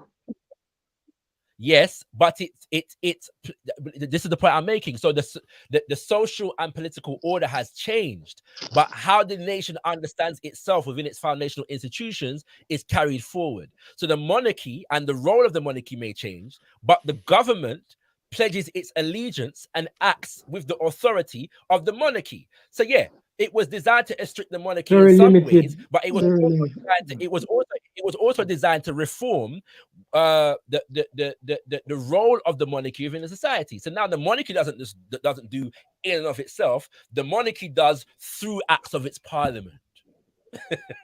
Yeah, which don't always agree with the monarchy, but all right. Let me just read something from the great Chancellor Williams, and it goes to the heart of it. Huh? I'm impressed. Yeah, it goes to the heart of the discussion and the whole idea of what kind of society we want to fashion. Because again, in a liberal society, the Maroons, they can be Maroon all they want, you know what I mean? And they can have their ontology, they can have their ceremonies and etc. Page 332, Chancellor Williams talking about the benefits of a liberal society, right? He said, Africans in a capitalist state have the freedom to organize and do for themselves things they would never be allowed to do in any communist state. This all-important fact must be acknowledged even by bitter enemies of the system simply because it is a fact. All right, so we can find similar quotes by the great Carlos Cooks about the benefits of a liberal society where Africans can practice communal structures or whatever structures they want. So again, when we're fashioning, when we're gonna fashion a new system, quote unquote new system, we have to be mindful of the foundation or the foundational principles that we're going to use. Because how is it that we're going to have a society where the Maroons and those who are against the Maroons, a lot of Jamaicans are against the Maroons, you know what I mean, against the Maroon history or the negative aspects of the Maroon history. Or you fashion a society where everybody can live together and everybody get what they want, you know what I mean? And that's basically what every society has its spectrum of ideas, principles, and values that are allowed to flourish and be debated, and some will win and some will lose at different points in time. Yeah. And there are those principles and ideas that are frowned Communist Cuba upon don't and have made that. taboo. There's no open debate in Communist Cuba. I'm saying there is a lot of debate in I don't know if you call it communist or socialist Cuba. It's just that the debate might not be the same as it takes place in Where you have the the word capitalist communist, Britain or America. Yo, you I'm not. you It's not. really going to It's deny not that against. Cuba is a communist? It's not Yeah, against exactly. I anything. learned the word there. No, not particularly. There are All right. societies and Well, it's a people communist country. allow me to finish, please. There are societies and people and organizations that identify as communist, and then there are those that don't and identify as socialist. Yeah. And so it's just about being accurate and true to the definitions. Yeah. And also understanding the term communism as a weapon within Western imperialist capitalist society, whereby it is used as a strong term to justify military action. Yeah. And so I'm very conscious of that. So Russia, some would define it as communist. Some say actually Russia was communist in its ideals, but never actually achieved communism in practice. Yeah. And then there are those who say who political ideas are political ideals. I mean, America is a capitalist, but it don't achieve ideal capitalism. Sorry. Allow me to make the point. Thank you. Yeah. Then there are nuances between socialism and communism as political ideals. So there are people that adhere to socialism but don't adhere to communism, and so on and so forth. So I'm just saying I don't know if Cuba as currently constituted would be considered a communist state. It is popularly referred to as socialist, and I believe that Cuba itself self-defines as socialist. That is the only point I was making. Yeah. So we're not denying that it's socialist. I'm just questioning whether communism is an appropriate term. State ownership of the means of production. Simple as that. Yeah, but state. There are some would say that classical or real communism doesn't believe in the existence of a state, right? No, eventually they believe in a classless society, but the interim is the dictatorship of the proletariat. That requires state ownership. But whether it's transitional or not, state ownership would not be a communist principle by that definition. So that's why we have to be specific. Yeah, we just have to be specific. Yeah, that's all we're saying. Okay, right, we've got 5 minutes left. I have to keep the show to 2 hours, and it's 10:05 now, and I started at 8 o'clock. But I'm gonna give you another bite at this apple, if you want it. So go feed. But I'm just letting you know we have to wrap up soon. Yeah. So go ahead, Coffee. Go ahead.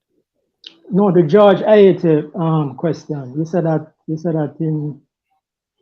For that. So in the book Indigenous African Institutions, I believe it is. Yeah. I said that he tries to shoe, and forgive me because it's a while since I've read this. So the details of it are not clear in my mind at the moment. But he does try to shoehorn capitalism into indigenous African, what's the word? Economic systems. But the idea that he denies a collectivist inclination among African people is I don't. That's not what I recall. What I recall is him saying that he draws a difference between what he calls what you might say is the African version of capitalism and the Western version of capitalism that is currently in train. And the primary difference is that land, for example, is not considered to be private property. Yes, land is George. Sorry. And he does affirm that land, because nobody can deny this, is considered to be the preserve of communities. Yeah. No, he didn't say that. He said land ownership. He says land ownership is in the family, is not in the state. You understand? So when African leaders, hold on. Yeah, but your family different from my family. All right. So it's not a communal in terms of one amorphous Africanness communal ownership. It's ownership within families. So what I said was the point that I made that you were challenging was that I said that the dominant economic philosophy as regards to property rights within indigenous African societies is collectivists. That's what I said. And you said your response was, your response was to tell me that George Ayete destroyed that particular lie. Now, George Ayete can say what he wants. This is a principle that has been established by countless other people. Yeah, I know. So therefore, one second, I am simply saying that George Ayete does not say what you said he said, even though he's trying to make the argument that indigenous African societies are capitalist. He does not deny the collectivist inclination and the dominant collective social organization. He doesn't deny He's saying that ownership is in the family, not in the state, and therefore the socialist regimes of Nkrumah and Nyerere that collectivize ownership in the state are not African in terms of traditional practices. All right, that's what he's saying when he says. His whole point. The reality is on that point, I would be inclined to agree that chiefs and kings and royal families do not own land in or like, for example, in feudalist Europe. And the fact is that on that point, he would be agreeing with the Asante for Kwame Nkrumah, because Nkrumah made that point himself. Yeah. But in practice, Nkrumah exploited the cocoa farmers through the government coffee boards, etc. So again, the point is that you have a very bad habit of interrupting people's points, and I allowed you a minute ago. Allow me to finish saying what I'm saying. Yeah. So the point is that saying that the state doesn't own is not the same as saying that the inclination is not collectivist. State ownership and collectivism are not synonymous. Yeah, and this is the trick. Yeah, the game that the free market fundamentalists like to play. When you speak about collective development, collectivist inclinations within economic development, immediately they run to state ownership because they're still fighting the Cold War. Because that was Nkrumah, that was Nyerere, that was Maurice Bishop. In fact, it wasn't. This is a misrepresentation. That's what I said. You sound like a communist propagandist now, because Maurice Bishop, Nyerere, these were all Marxists that saw the state ownership of the means of production as primary, and you can want to deny that. No, it means that spread propaganda. So again, we're oscillating the point, because even if what you are saying in relation to those people and their government is true, even if that is true, that was not the point that was being made. The point that was being made was that indigenous African economic systems have a collectivist inclination around property ownership. That is the point that was being Maurice Bishop, Nkrumah, and Nyerere. Why you praise them then? Even if Nyerere is wrong, Nkrumah is wrong, and Maurice Bishop is wrong, it doesn't defeat the point. Yeah, that's so we're not going to deflect from the point. You try. Well, we're making progress now. We're making progress, even if you grudgingly admit that there were. Sorry. You tried to obfuscate the point by saying that George Ayete challenges this inclination among the reality of this inclination among African people. And I am saying that that is not the case in relation to George Ayete. He doesn't do that in the way that you're suggesting that he does. And two, even if he does, it doesn't mean that he's correct. This is a feature. That's the rub. That's the rub for you. Right? No amount of empirical evidence going to contradict your ideology, which is socialism. No. Sorry. It's not about George Ayete making. That's why he attacked his connections to the Heritage Foundation and all of that, blah blah. Yeah, because he really want to undermine him credibility. Not particularly. Yeah, in the same way that you were trying to undermine CLR James' credibility by calling him a commie. In both instances, because he was a communist. In both, and so was George Ayete, funded by American right-wing think tanks, right? Yeah. But in both instances, I said that the book them is good to read. Yeah, in both instances, that statement was made. Okay, so we're not biased in that kind of way. George Ayate, in terms of understanding certain ideas of geopolitics, is a very good source to read. I don't necessarily agree with his conclusions, but I would consider him somebody that is important to read. Yeah. CLR James as a Garveyite is somebody who I have a lot of criticisms for, but his book on the Haiti Revolution. What? As an, what? CLR James as what? CLR James as somebody who's a Garveyite. So 1 second, sorry. CLR James as somebody who's a Garveyite is somebody who I have a lot of criticisms for. But his book on the Haiti Revolution is a must read as far as understanding the Haiti Revolution. When did James become a Garveyite? Yeah? When in his illustrious career did he become a Garveyite? Pardon? Sorry. I never said that James became a Garveyite. I'm saying that I, as a Garveyite, have criticisms for CLR James. That doesn't stop me from saying that his book on the Haiti Revolution is a very good book to read. That's the only point that I'm making. Okay. Yeah.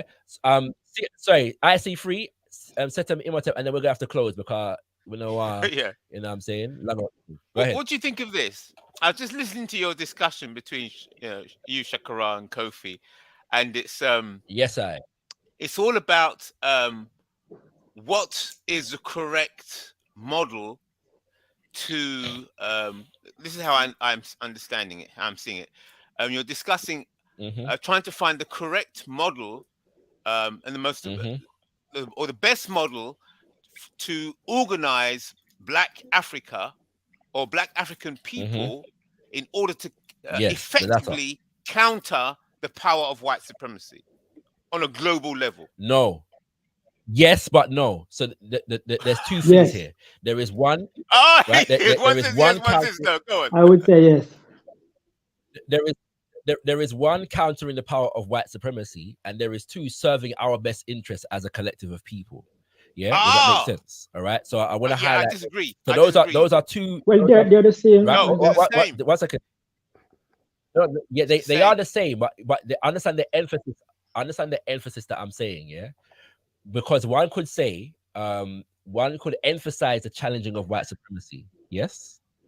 But to what extent are we providing goods and services for ourselves in the challenging of white supremacy? So it's important to emphasize both for the clarity of the audience that is listening. Yeah. So when we're talking about going to war, we are talking about developing systems. Yeah. In other words, in the absence of white supremacy, how do we serve and cater for ourselves and each other? Well, those are two simultaneously through private property. Private property is the machinery of freedom, as David. And I am saying that our indigenous economic systems, gave us examples in terms of, well, first of all, that private property as the basis of an economic system has failed, and has failed to serve the interests of African people in particular. Really? Yes, 100%. And by your own admission, you can check out the Brother Coffee's talk. No, I'm not saying private property failed. I'm saying that liberalism failed to prevent the centralization of itself, right? At the same time, those systems of our indigenous system that prioritize people over property, yes, did more in terms of serving the people. And what we're having a conversation, and so conversations tend to be filled with sentences, and so you can slogan. People over profit. If you want. Social ownership. And private property and freedom is also a slogan. But you have it there now. You have the private property here now. This is your show, and your microphone. That's your property. And the sister spoke about property rights in terms of entertainment. People show. So obviously, property rights is very important. The people show. Right. the people, ShakaRa, Yeah, ShakaRa, again, yeah, ShakaRa. right. again, That's another people slogan. are again. So one second, sorry. Again, people are an end in and of themselves. So the Right, personal is right. important. The collective is also important, right? The Yeah. question then becomes what forms the foundation of our economy? And do we allow a situation in which, as the advocates of the private property sloganeering have accomplished in today's world, to concentrate wealth, yes, via robbery and theft in the hands of a few to the detriment of the overwhelming majority of the population? Yet And I still think that as poverty Africans, plummet in the last 20 years because of trade liberalization I and think that as increasing African people, productivity and growth in the I think third that as world. African China I and noticed, India adopted property rights I know, and therefore I they noticed, flourish. I noticed. Yeah, sloganeering, right? So No, and you've I interrupted can me to bring you the slogan. empirical evidence. Sorry, I can bring you the empirical and evidence is there, and but you so don't and want and, to acknowledge it. and so can I, of the things that I am saying. At the same Really? time, when I've said it, Name you the book. at the Name the same time, book. at the same time, when I've said it, you have accused me of sloganeering in a All right, name the conversation book whereby that we're not show having that poverty increased there are in the last 20 but years. again, What, so Thomas Piketty we start here.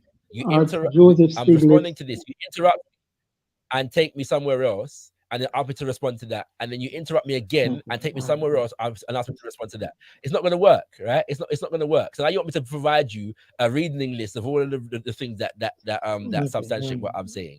There's not even a fair request to make at this point in time, especially when we're closing the show and I've already announced this 20 minutes Well, ago. I can All right. give you a book right off the top of my head. Sorry. I'm sure you can, because the argument, yeah, for the neoliberals is well established and very Because well resourced. I have no poverty doubt. One is second. central to what I I have am no dealing with. doubt. I have You no have to doubt. I have understand no what doubt. Sorry, reduces I have no poverty. doubt. I'm affirming what you're saying. I have no doubt All that right, I see. all of All the right. think tanks in America, yeah, I have no doubt that all of the think tanks in America and France and Britain have provided you all, yeah, with the whole of the reading material, all of the talking points and the slogans. I have no doubt about that. All right. So we're not questioning whether you can source what you have said. Yeah, I've seen how it wanna work. I'm a no say when on the I work mean, you have all of the oh no, the neoliberal them. Oh no, yeah, the I'm not a disciples of Milton neoliberal. Friedman and Ronald Reagan. Yeah. No, I stand corrected. You're not a neoliberal. You're just a disciple of Milton Friedman, the father of Will neoliberals. neoliberals be allowed The in your governance structure, in your alternative governance structure? Will they be allowed to write books and make arguments, Yeah. publish books, yeah, speeches? This yeah, discussion Huh? is yeah, is the certainly, highest level Certainly. discussion Okay, on well, governance, that means you're a and liberal. certainly, government, certainly. how to manage Okay, and govern okay, coffee. the Okay, Black African people, okay. counter to At the white same supremacy. time, at the same time we live in a society that criminalizes a revolutionary African thought and organization, right? So Which one? to the extent that we live this society, in fact, the FBI charged Asata Shakur the other day with continuing to promote her terrorist ideology, not terrorist action, but terrorist ideology. So yeah, you know what I'm saying. I saw it go. We live in a world that sends in machineries of state against governments that it doesn't like, that challenge its authority. Yeah, we Yeah, live in a world within of their own nations, contradiction. right? You know Yeah, what I'm saying. I agree. We live in a world that puts economic sanctions on nations that it doesn't like, yeah, for policies that Yeah. it enacts in its own nation state, yeah. So So therefore, we live in an illiberal world. I just saw it go. But anyway, family, it's been beautiful. Yeah, I do have to close the show. You know what I'm saying? And we enjoyed it. One of the things though that I do want to develop here on gotkushTV is a study group here, whereby we produce a high production level study circles, yeah, reading groups, yeah, and so I'm trying to figure. Or not functioning properly. You see, That's what happened to our people's program. No ownership, no capital investment. That's Yeah, I'm what on your happens side when here, Kofi. that's what happens when It'll be property is interesting. collectively owned. Yeah, it'll be interesting to see if there's if I agree with you totally. But what you're saying and your angle, it sounds I'm on your side, but I'd like to explore if there's any differences in between my solution and your solution. Yeah, because my position, I'm saying that the system of white supremacy is a complete, financial, political, and cultural ecosystem. And so they cannot afford to have any cracks in any aspect of that complete ecosystem, because then the whole thing will start to crumble. And because people classified as black Africans, we are within that ecosystem. We have to construct something within the ecosystem that will construct something outside of the ecosystem. And that thing outside of the ecosystem, there's no language for it. So that's why there's always a debate and problem when you're trying to describe what that entity is, because there is no language for that new entity that will be constructed outside of this complete ecosystem. Well, you know what some of the analytic philosophers said, that if language can't describe it, that means it don't exist. Oh, well, so therefore you have to create language. Yes, you have to create words.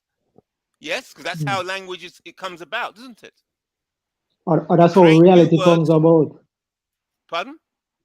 Or that's how reality comes about, through language. Yeah, exactly. So it's a construction. A culture is constructed. Financial systems it's all constructs. So you need people that are of a constructive state of mind, that they can use. They know about finance. They know about politics. They know about culture, and they're constructing that which is necessary. So it's a construct. But you need freedom for that.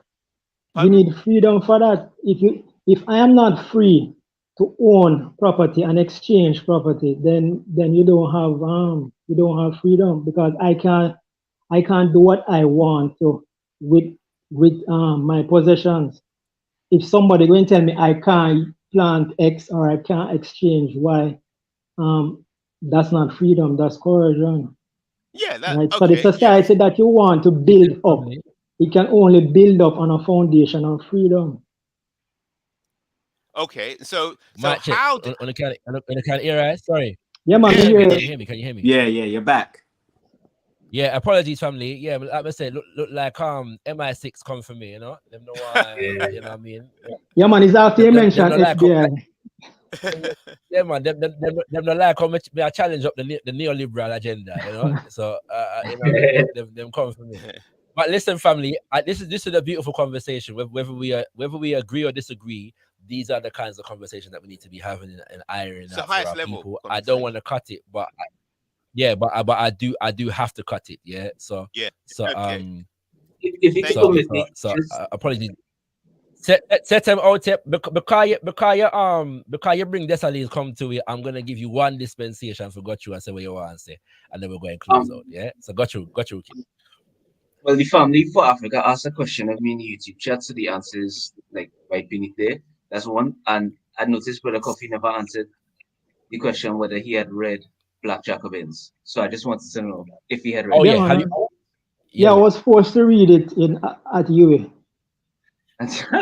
Wow, well, I wish I had the blessing you had to be forced to be able to read it. I had to find that by accident, you know. You know what I'm saying? It was with resentment, you know. What it means is that in the war read Friedman them time there, you know, and them you know. I wish I knew about Friedman them time. You know, of course you do. Exactly. I tell you what, he's a Marxist professor. He's a Marxist professor. You introduced me to F.A. Hayek. You know, he's a Marxist professor. Indeed. Brian I can believe that, but no worries though. You know, the Friedmanites were operating in the government, So you was well taken care of. You know what I'm saying? Yeah. There are no Friedmanites in Jamaica. All right. That's another subject for another time. Family, blessings, yeah. You know what I mean? You know, love to honor, you know what I'm saying? It's everything blessed, you know what I mean? You know, even if you're a capitalist, we're still brothers and sisters. So we give thanks, all right? So yeah, what good, everybody. Take care. All right. Am I still here? Can everybody Your voice see is and here, hear? Right? ShakaRa. Your voice is here, but your visuals. Oh, you're back. You're back. Am I still there? You're back. You can still hear, right? Yes, but you can't hear. But I might check. You can't hear. Can I be heard? I want Yes. to make sure I haven't fallen off before I Yes, you can. before I close off the thing. Okay, I can be heard. All right, cool. Yes, family. So this is ZIVANAYI. For those who are just tuning in or coming late, ZIVANAYI, our weekly show on gotkushTV. At some point, I'm gonna stop streaming, simulcasting or simul streaming through my personals as well. I'm just doing this to promote the show on gotkushTV, and it's just get to know you.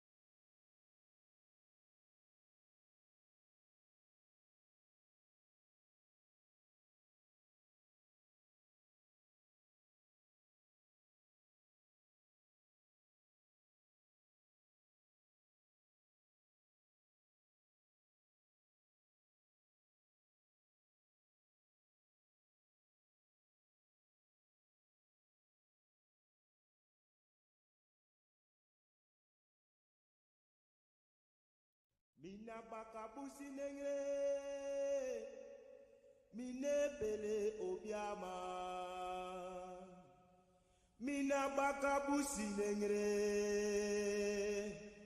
me fele sama. Mina bakabusi nengre, mine bele obiama. Mina bakabusi nengre, me fele sama. Mina bakabusi nengre, mine bele obiama. Mina bakabusi nengre, me fele sama. Mina bakabusi nengre, mine bele obiama. Mina bakabusi nengre, me fele sama. Mina bakabusi nengre, mine bele obiama. Mina bakabusi nengre, me fele sama.